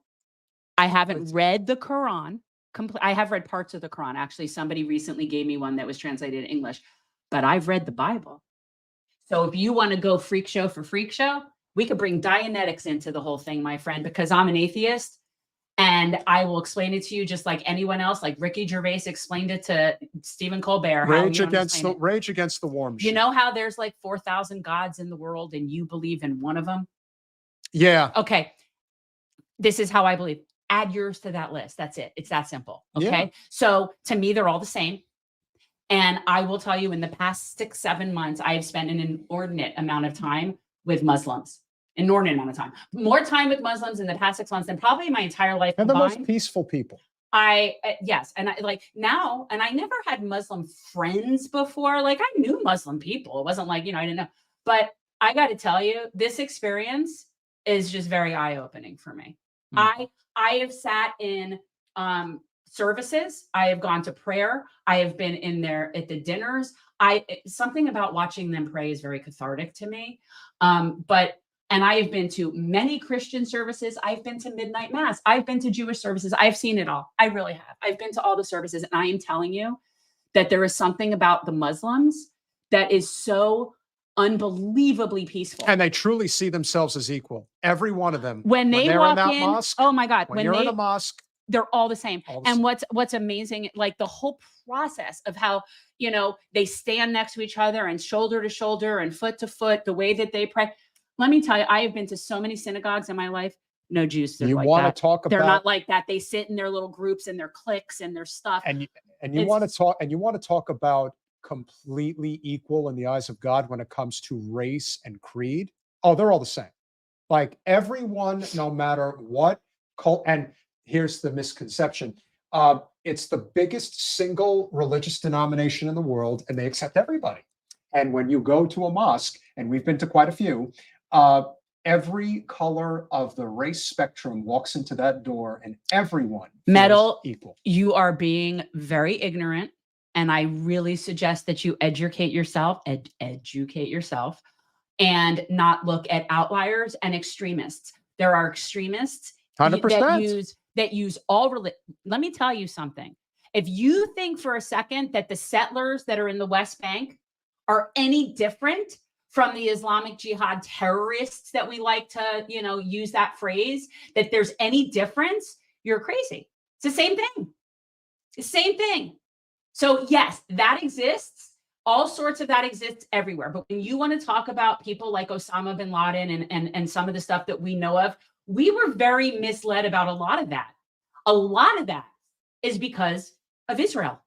Mm-hmm. A lot of it is because of Israel. And what people have been doing in the Arab world, in the resistance world, is resisting the last bastion of settler colonial oppression in the Middle East. That's what they're doing. That's what all of this is. It isn't because they hate us. It isn't because they hate our life and our freedom. They totally hate us for our freedom. And I want to tell you something. I have now been around so many very, very pious Muslims. And I can be standing there in flip-flops and a tank top, and could be the only person there that doesn't have my head covered, and they couldn't care less. They couldn't care less. No. Now, I won't go into a mosque that way because that's disrespectful. But when they're not in their place of worship and they're just out and about, they're not judging you for not living their life. I've never felt that once. I have been affiliating with Muslims that I have flat out told I'm an atheist. I will tell you this, it offends Christians way more than it has ever offended any of them. The Muslims none of them have even thought twice about it. And they see me as an ally because I care about them. And it doesn't matter to them that I don't believe what they believe. So my experience with Muslims is very, very different. And the only thing that I also have noticed about them, and again, not a monolith, is there's not very many that aren't practicing. It isn't like Jews and Christians and Catholics where you meet them. Like my friend he's a Catholic. He calls himself a cafeteria Catholic, like you pick and choose. The Muslims that I have met for the most part are all very practicing. There doesn't seem to be a lot of shades. And there's something very... Pray 5 times a day. They pray 5 times a day. And there's not really, it's not level. And they really do follow, it's not that they follow the Quran. They do, but Ramadan is very, very serious. Well, a lot of things are, but it's serious to them. They don't expect it to be serious to us. Correct. They don't expect us to follow it, adhere to it, accommodate it. They don't expect anything from us. Yeah. There's That's a good the thing. Josie brings up a great point. Ask Orthodox Jewish women about their freedoms. And they choose that just like women choose to be Muslim in the Muslim community. Let me tell you, I have met a lot of different religious people. Women in the Muslim community just cover their head. Jewish women wear wigs. Well, they could just cover their head too. They could choose. They could do either. I don't see that too often. Well, I do. I see it plenty. But listen, to the Orthodox community, all the respect because they stand with Palestine. They are. That depends on which Orthodox community you're talking about. You're talking about the Hasidics. The Orthodox, the modern Orthodox, the Chabads, those shows you how much about this stuff I have no idea. Yeah. No, you can't say that. The Orthodox Jews that are in Brooklyn, there's several sects. One of the sects, I never can remember their name. If I heard it, I would hear the name of their sect. Have always been against the Zionist state because it actually is in violation of the Torah. The existence of a geopolitical Zionist state is in violation of God's laws. And that's why that certain religious sects, however, your standard run-of-the-mill modern Orthodox person, generally speaking, they're a Republican and they're a Zionist. That is how it is. So it was the Rage Against the War Machine rally that took place in D.C. over the weekend. Friend of the show, Angela McArdle, who is the head of the Libertarian Party, has been working night and day to bring together, as we have, and this is why we like having her on the podcast. Her goal, even though she is a libertarian, is to bring as many working class coalitions together, including the Greens. Hats off to her for having the right idea. Now, we're friends with Russell and Keaton, even though we have differences of opinion about electoral politics. Not so much anymore. Not so much anymore. We never really did. I never really did. I never really had a difference of opinion. But they really had like a foot down and they understood what you were trying to do at the same time. I respect where they're coming from. So Russell Dobular had the opportunity to make a speech over the weekend, and here's what he had to say. Bob Dylan, late in his career and well past the peak of his powers, recorded the forgettable blues tune, "You Gotta Serve Somebody." The conceit was that no matter who you are, laborer or king, you have to bend the knee to something or someone. A lot of people seem to believe this. And as the election approaches, like a meteor set to strike the last of our illusions of American exceptionalism, with its choice between a half-bright narcissist and a deep state hologram, we can see formerly sturdy knees hit the dirt one by one, and formerly sensible mouths speaking the most ridiculous justifications for their service to one of these two exemplars of social collapse. Like they would never play a clip of it. That is a really great point. And please don't say that. It's true. No, it's not. And Okay. again, we're live. Can we please conduct the show a little professionally? I'm very professional. I think we need to acknowledge the fact that we have, as I said, in politics, we will do things that others won't do. And that's just the way it is. But this was a very important speech because Russell is correct. These are two paths, if you're staying on the corporate two-party duopoly, are going to lead you straight to hell. Either way, that's what's going to happen. But he gets into it later in the discussion that really hits on why this change is essential and why you must get out of the mindset that you can't get out of the two-party system or that there isn't another path forward. Because as much as I say that there, if you're going to support the Democratic Party, if you're a progressive, it's going to lead to a graveyard. This is only going to happen if you support the other side as well, because Donald Trump's not saving your ass either.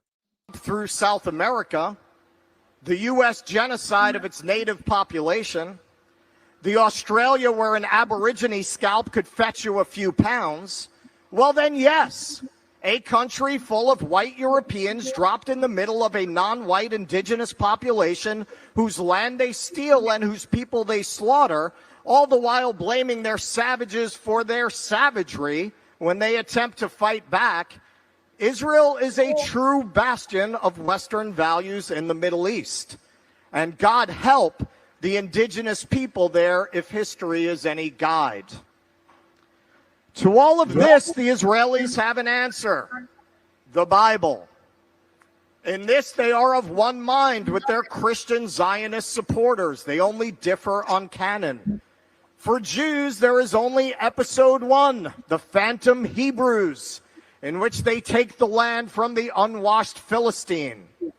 If they contemplate the sequel, in which they function as Jesus bait, before those Jews who continue to reject the Prince of Peace are thrown into the lake of fire upon his return, they have the good taste not to mention it, as they indulge the apocalyptic fantasies of their Christian counterparts. One thing I love about Russ is that you could tell he is a playwright. He is very good at it, and he knows how to put these words together.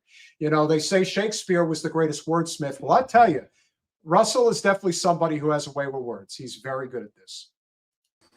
In the words of the great Israeli historian Elon, most Israelis are secular, but they all believe God promised them Palestine.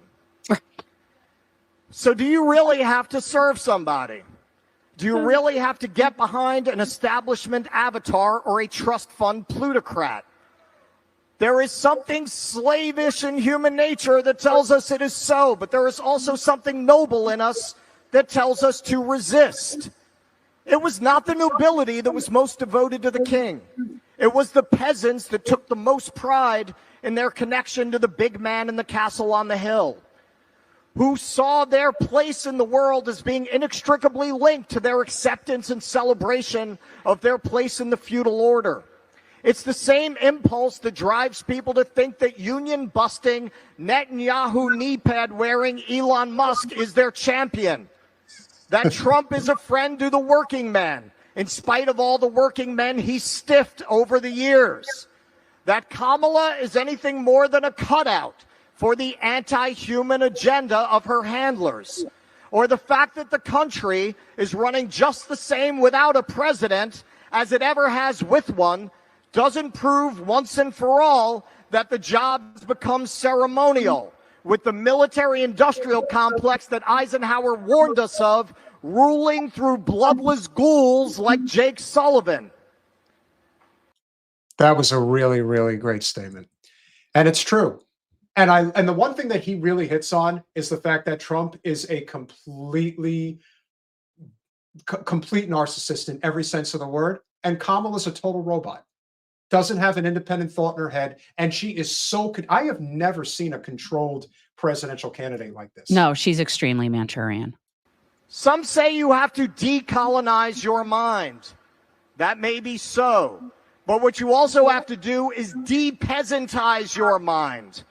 You don't have to bend the knee to any of these warmongering narcissists that wouldn't piss on you and yours if you were on fire. Whether you're talking about Nancy Pelosi, Dick Cheney, Kamala Harris, or yes, Donald Trump, we need to get off our knees. Because when the people come together and stop accepting the way things are, that's when they truly change. And that's exactly what they're afraid of.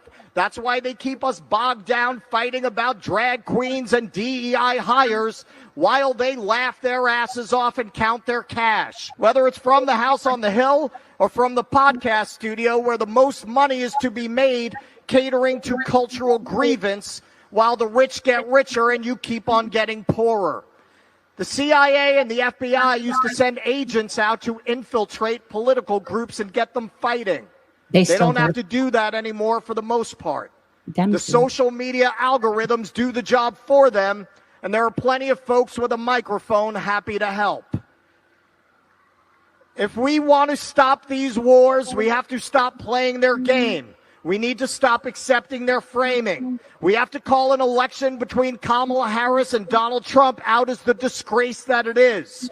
We need to reject a system that tells us we have no better choices than these and that we don't deserve better choices than these. We do have a choice. It's a choice between endorsing this system or coming together to shut it down. To shut down a system that thinks so little of us that it expects us to take these disgusting freaks that pass themselves off as our leaders seriously. And don't let the new commentariat tell you otherwise. Those folks are getting fat off your desperation while they funnel you right back into the system. Whether it's the grifters telling you to vote Kamala for the free school lunch or the grifters telling you that Donald Trump is your champion. When someone tells you either of those things, you should put your hand on your wallet because they're about to steal it. De-peasantize your mind. Because when we listen to that other voice, the voice that tells us to stand up and resist, that's when castles fall.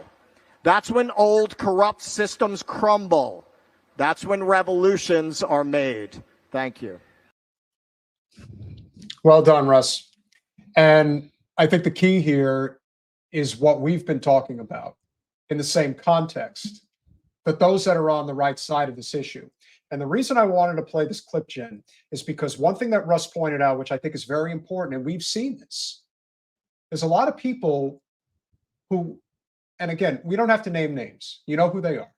There are people who claim to be on the left populist side of politics in a political studio like ours, claiming that they're fighting on the side of truth and justice, but in reality, they're fighting for a bigger pay jump. They're fighting for clicks. There are people we've had on our podcast who I would never speak to again because they've shown their true colors. Collective Art Designs, we do have solutions. We have 4 years of content of different types of solutions for policies, for local elections, for check out our catalog. Yeah, I mean, we have a lot of different things, but in terms of one grand solution of the problem, there really isn't one, and the system has to collapse first, and it's going to be but ugly. It's already happening. Yeah, it's going to be ugly, and it's going to be painful, and it's going to be inconvenient. And as soon as people realize that and live with the discomfort and be in the discomfort and face it, as opposed to pretending it's not happening, then we'll be able to actually start from the bottom and build some of those solutions. But it's not going to happen within this electoral system. It is not going to happen here. And the one thing that I will say, and this is a good example of the trust that's lost. You know, for example, when they did the debate between Trump and Kamala, it was so obvious that the entire process was rigged in Kamala's favor. And when that type of facade is broken, because again, we don't support Donald Trump, but we can call a spade a spade, which a lot of people don't want to do.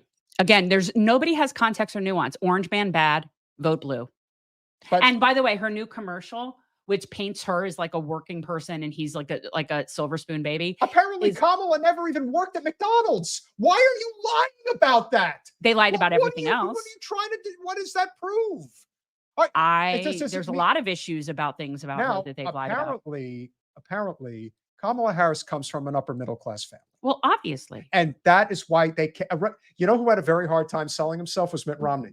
Mitt Romney could never sell. Well, she didn't come from like that. No, but Mitt Romney tried. I remember when he made a speech at the RNC. Like he tried to be a regular person. He tried to be like a regular guy. He's so far removed from being a regular guy. On top of the fact that he's a fucking tyrant. But the truth is about Kamala, quite honestly, if she really did come from working class people, she wouldn't be their candidate. Nope. She would have never She gotten wouldn't be to able to this sell point. it. She would have never gotten to this point. She would have never been invited to the Hamptons. She wouldn't be on Hillary's slate. She would never be who she is. Like her whole career trajectory could have never happened if she was truly a working class person, not this person. She definitely wouldn't be simping for the Democrats. So no, but her commercial is so, again, it's like everything else. It's just vapid. It's just saying you're just this thing. It doesn't give policy. It doesn't, we're going to fix things for working families. In what way? In what way are you going to do that? What is it you're going to do?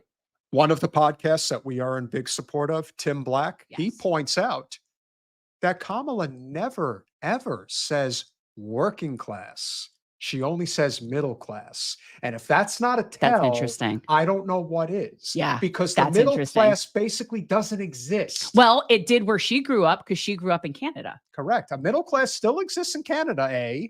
But in any event, yeah. And honestly, and the truth is that Tim is able to call her out in ways that we can't.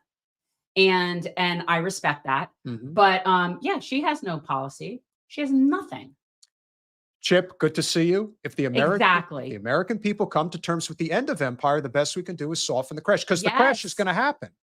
You cannot, and this is what we whether it's bricks with the climate, with the it's all going to just come or together. The fact that now that Debbie Wasserman Schultz doesn't have to worry about Jen Perelman running up her ass again, now she is unstoppable with her brazen corruption as an insider trader. Like she breaks the law. Nobody cares. Like nobody cares. Doesn't matter. And quite honestly, I've come to realize that the people of this district deserve her. That most of them that vote, and this is voters, and the fact that people don't vote, that is partially them, partially that they're kept in a position where they can't even get out of their own way to vote. Sable, thank you very much. And I don't know why, but that looks really cute. It's the logo. It's the blue. You like the little palm tree? I think it looks good. Well, it's the Hawaii. Sticker, it's Hawaii because really nice. It can't be here because there's mountains. Yeah. That is correct. We need people to have a heart and mind and won't go to war because people disagree with you. Remember, yes, that involves talking to our adversaries right now. And go look at the interview we did with Larry Wilkerson recently. And this is a very important point. We are now, for the first time in this country, in a position where we have zero lines of communication with our adversaries, period. Especially Russia. We have no lines of communication with Russia. We have no lines of communication with China. We have no lines of communication with Iran. This is dangerous. And the fact that you've got Democrats that actually maintain this idea, this, even though there's Republicans too, there's probably people that are on the Republican side. But the Democrats have welcomed the neocons in with open arms. Of course. If you're, and by the way, anybody who was thinking Kamala or whatever, bragging about an endorsement from Dick Cheney, that's a deal breaker. And I've always in and of itself. And if you look at the exception, with the exception of George W. Bush, who is the worst president of my lifetime, and I think you would say yours as well. Yes. Wars are always started by Democrats. Always. Now, and why is that? The Republicans fan the flames just fine. They do. But why do the Democrats always do it? Why do they always say that NAFTA could only be passed by somebody like Bill Clinton?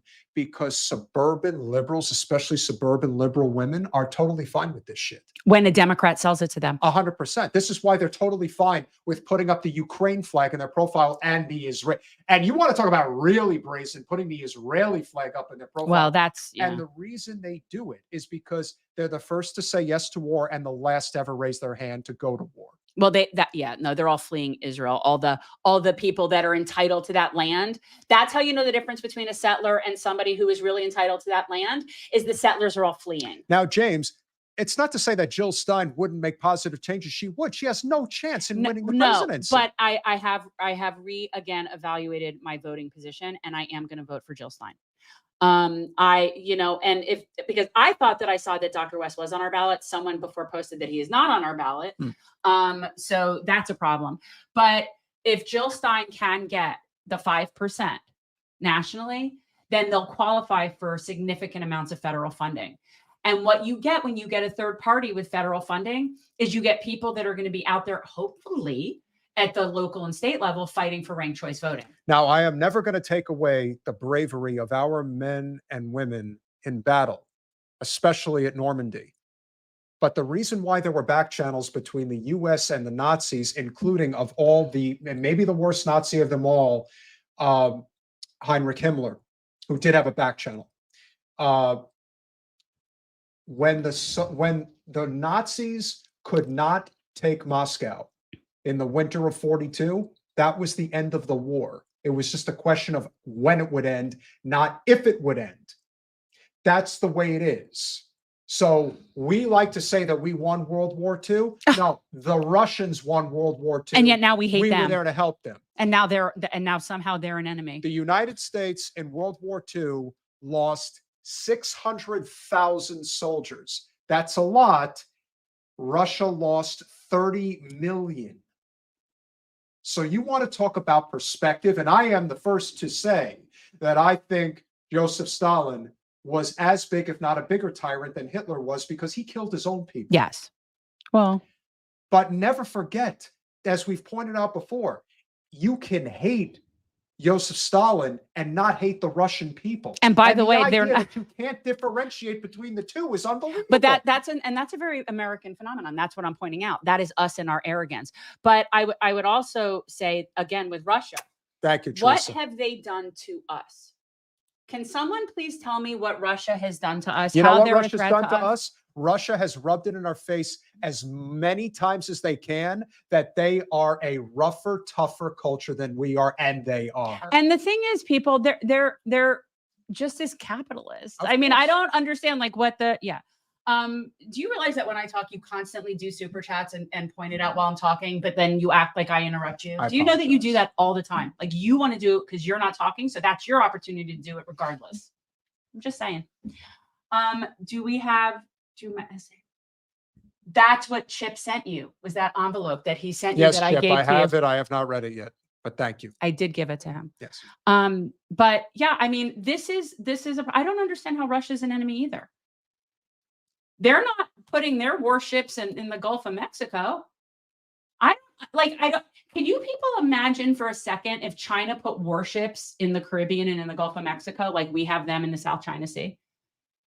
And Colonel Wilkerson was curious, like, what the hell? Like, what are we doing there? Why do you think Putin has a shit-eating grin on his face every time he talks about America? He's like, because they eat out of his fucking hand. And by the way, I do think this is why BRICS is going to be the next thing. This is why, because they're just letting us self-implode. And Putin, it's like, I don't understand. They must think we're just deranged. We're deranged because no other country is like this, where they just go around policing the world and owning the world. No, none of them do that. How is Russia a threat to us? China is a threat to us economically. I understand that. Yes, but that's our doing. But attacking them and threatening them like we're going to somehow get into it over Taiwan and provoking and all this stuff, that's not going to keep us in charge. No. It's just going to create a bigger coalition of BRICS. I mean, the whole thing is ridiculous. Well, nothing is all evil. Nothing is all good. But what I could tell you is that what happens in Russia is not our concern. I'll tell you what is evil, Metal. NATO. Oh, NATO's evil. That's evil. That's just for war. You do understand why NATO even existed in the first place. NATO existed as a counterbalance to the Soviet Union. As soon as the Soviet Union fell, NATO should have been finished completely. But it reminds me of my very prideful yet corrupt state of New Jersey. For those of you who have ever driven through the Garden State and you ever pay a toll, particularly on the New Jersey Turnpike. This is interesting. Yeah. The New Jersey Turnpike, which was obviously Eisenhower's signature policy, which was the U.S. highway system in the 1950s. The toll plazas were created to pay for the road. Once the road was finished and the roads were paid off through the toll plazas were supposed to go away. But then they figured out, oh, wait a minute. This is a cash cow. Right. We could get rich off of this. And that's what they've done. So NATO still exists because scaring the shit out of people with nuclear war around the corner. This is it right here. How you get rich. And that is the truth. Exactly. That maintains the client state situation that we have. And if anybody ever flies into DC, especially, well, there's 2 airports, but if you fly into Reagan National, what is the first thing you see as soon as you touch down? Lockheed Martin's headquarters. And you also see the Pentagon. Is right, right there. Yeah. They are letting you know that you are now in the defense contractor capital of the world. And that's what it is. Yeah. And again, I'm not saying that Putin's a good guy. Not No. a fan. I don't know him. He looks like a pretty douchey oligarch to me. He seems authoritarian. He's definitely he's not my guy. Putin's gotten rid of a few people. Whatever. But it's, people in glass houses. Like, where are we to get off on that? Now, the only time, and I have said this in my entire life, that I think that any country has an obligation to interfere in another country is when that country is committing a genocide. I've been on the record for this thing that's 20, 30 years. That is the only time that the whole world, and I mean the whole world, needs to come down upon that country like the fucking hammer of Thor, is when a country is committing a genocide. And ironically, that's when we seem to do nothing. But other than that, live and let live, man. Live and live. Why is that complicated? Because of greed. That's why. And that will be our undoing. Greed is what started it, and pride is what will finish it. And that is where we are. We're in the pride stage. But now. if you We're too think that prideful. voting is going to help this, it doesn't. Now, I do say, and I will say this repeatedly, Voting matters, but it's not going to. But it's not the answer. It matters for Yeah. some things. But I will say, if somebody were to ask me, do I think we're better off with 4 more years of Trump or 8 years of Clintonism? I've said it before, and I'll say it again. We're better off with 4 years of Trump, like pulling off a Band-Aid, because we're going down there. We're going down. We're going down the drain. That is happening.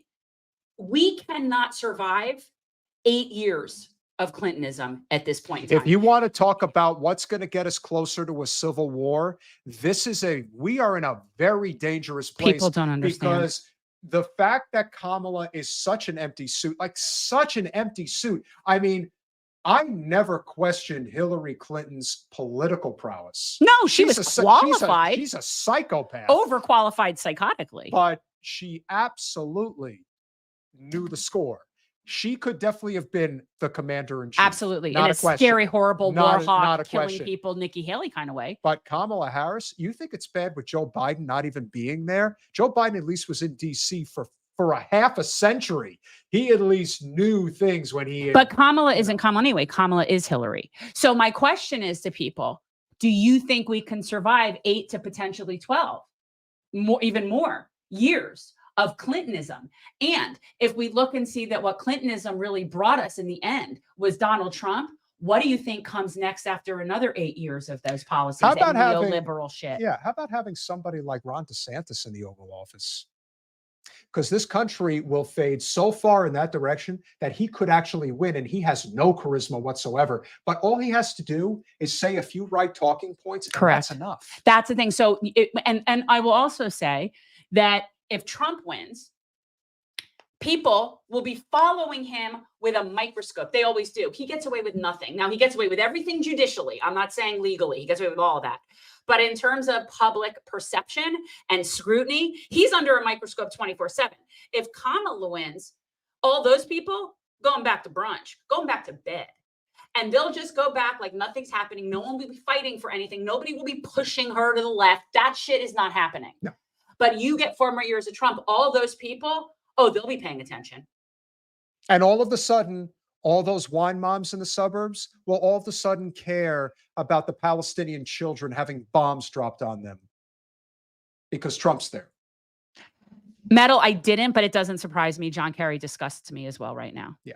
So, and I was on his like quote unquote legal team when he ran. I used to be very involved in the presidential campaigns, but he is at the end of the day, a complete elitist. Part of married to one of the wealthiest people. The Heinz fortune. Well, I mean, the thing, and I will always respect him for his service, and I will always disagree with how they attacked him and why they attacked bullshit. him. And that of course, was it came from, and it disrespectful always comes from people who never served our country. Right. But like that, Always. I will never support. But in terms of like policy, he's just a shill for the whole machine. It doesn't matter. Yeah. Yes. This is what I'm saying. That is potentially worse and would go on longer with people back to sleep and nobody paying attention. And this is why I've always said yes, upper class liberals are the scariest demographic in all of politics because they welcome authoritarianism. They welcome it. And again, I don't like Trump. No. I think he's disgusting. I've disliked him since the 80s. I've never liked him. But honestly, I think he's gross for so many reasons. I think he is an elitist piece of shit and blah, blah, blah. I can go on. I am not a fan. But the thing about Trump is, honestly, he doesn't give a shit. No, he just cares about himself and money. That's where people say, oh, he's racist. He's this. He isn't. He's a narcissist. Now, I mean, he's a narcissist that cares about money. And I'll tell you what's really scary about Kamala that no one's really talking about. Kamala may very well get in there and codify Roe at the federal level. And that is going to give the neolibs and neocons almost complete carte blanche to do the worst of worst things at home and around the globe, because they'll have their little pet issue that they're going to lean on and say, but she protected our woman parts. I want to explain this very clearly. The choice issue is important to me. It's been important to me my whole life. I'm never going to not, it's right. Like I'm never going to not find that important, but I will not accept my rights at the expense of other people. Oh, they're not as important. So for me to say that, oh, well, I could get Roe codified, but supporting somebody that's genociding Palestinians and suppressing them and keeping them from having freedom and self-determination. So I'm saying that I'm more important than them because I care only about me getting my rights. We are not free until we're all free. It's so simple. And so again, I never thought I'd be a single issue voter, and here I am. Well, I am too, and genocide is a red line, as it should be for everybody. That is my single issue. We are a small but mighty channel. If you guys are so inclined, and we hope that you will be, for as little as $5 a month, you could be a supporter of our small but mighty podcast. And guys, if you haven't subscribed, if you haven't hit the like button, please do so. Yes, it does help us. Well. We're getting better numbers. We're crossing that 50, 60 person view. Hey, come on, it counts. We're getting there. We're small. We've got some newer people showing up tonight. We got do. our regular people. We do. Know. What do we have coming John up on Nada, Thursday? we agree. Lockdowns are a red line as well. And when I don't support bans. I don't support mandates. No. It is just you want to take it. Not go my right bag. ahead. I'll support banning nuclear weapon proliferation. Like, okay, like maybe I could be talked into that kind of ban. But no, I don't support bans on anything having to do with our civil liberties. I support bans 1,000%. on corporate and governmental things, not civil liberties. Tony D, Teresa, Linda Fontes, John Nada, Metalopoli, Henry Kajawa, Base Chat, Thunderjock, Chip. What do we have coming up Designs, on Thursday? Ray J, Sable Mike. We don't know yet.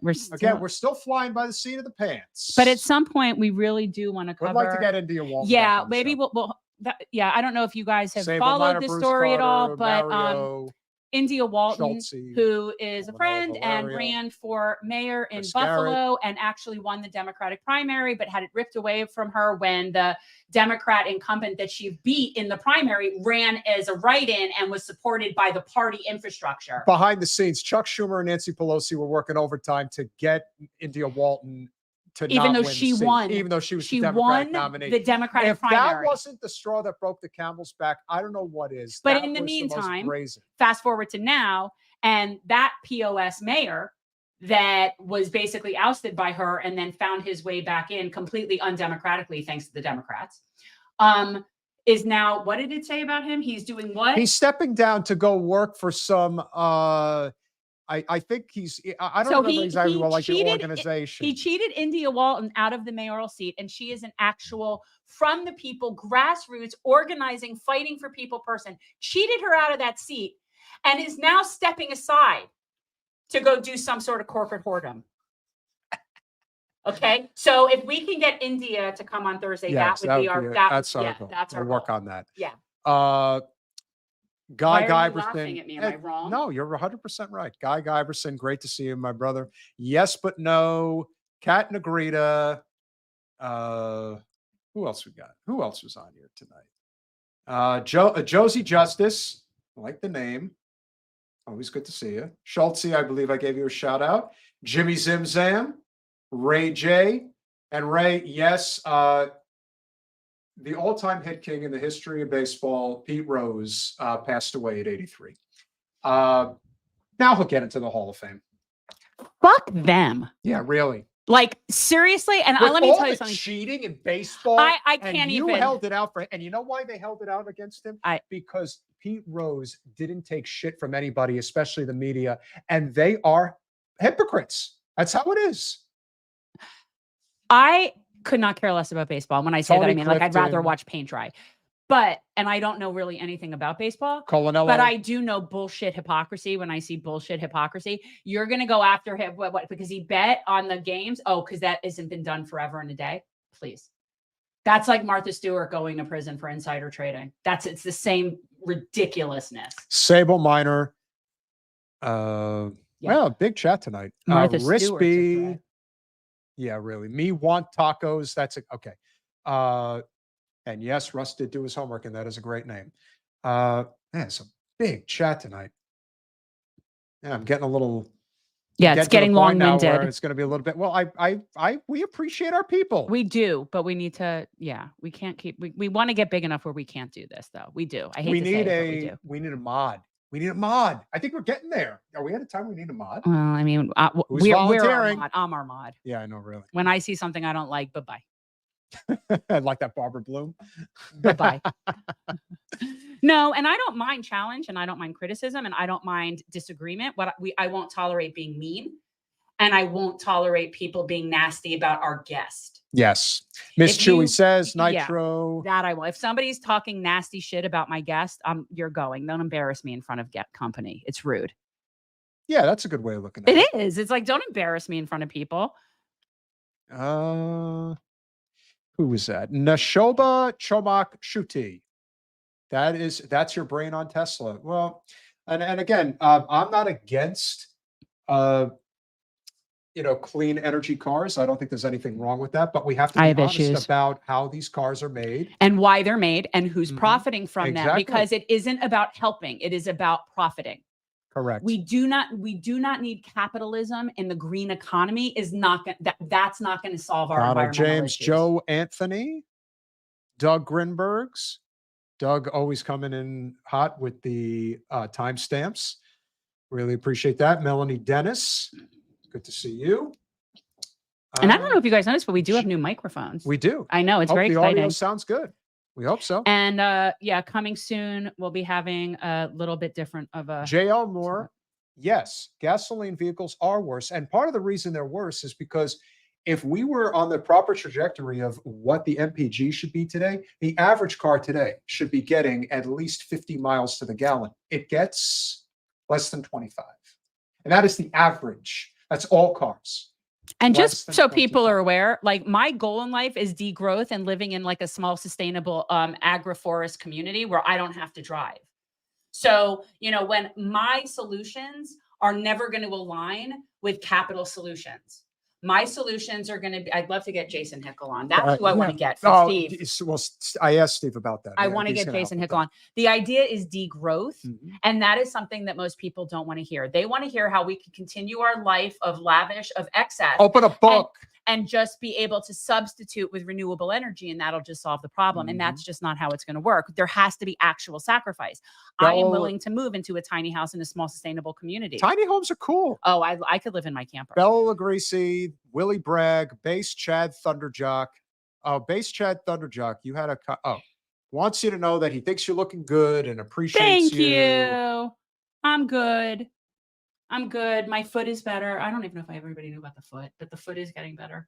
I wore real shoes the other night. That's great. That was a step in the right direction. So we appreciate you guys. Remember to make sure to smash that like button. Make sure to share. And we'll come up with something fun for Thursday. Yeah, we will. And by then, I still don't think we'll have the other thing set up by Thursday. I'm going to work on getting India Walton back on. Hopefully we will make that happen. Jen, Ray J just wants you to know before you go that Rosh Hashanah is Wednesday, so make sure you atone. You know no, atoning is on Yom Kippur. Rosh Hashanah is the new year. See, you couldn't even get that right. Rosh Hashanah, and then 10 days later is Yom Kippur. That's the Day of Atonement. But yeah, I do know. And the reason I know, by the way, is such a non-observant Jew. The reason I know is because my son doesn't have school on Thursday and Friday. That's how we know. Couldn't have ended on a better message. Appreciate you all. Have a wonderful evening, and we'll see you Thursday.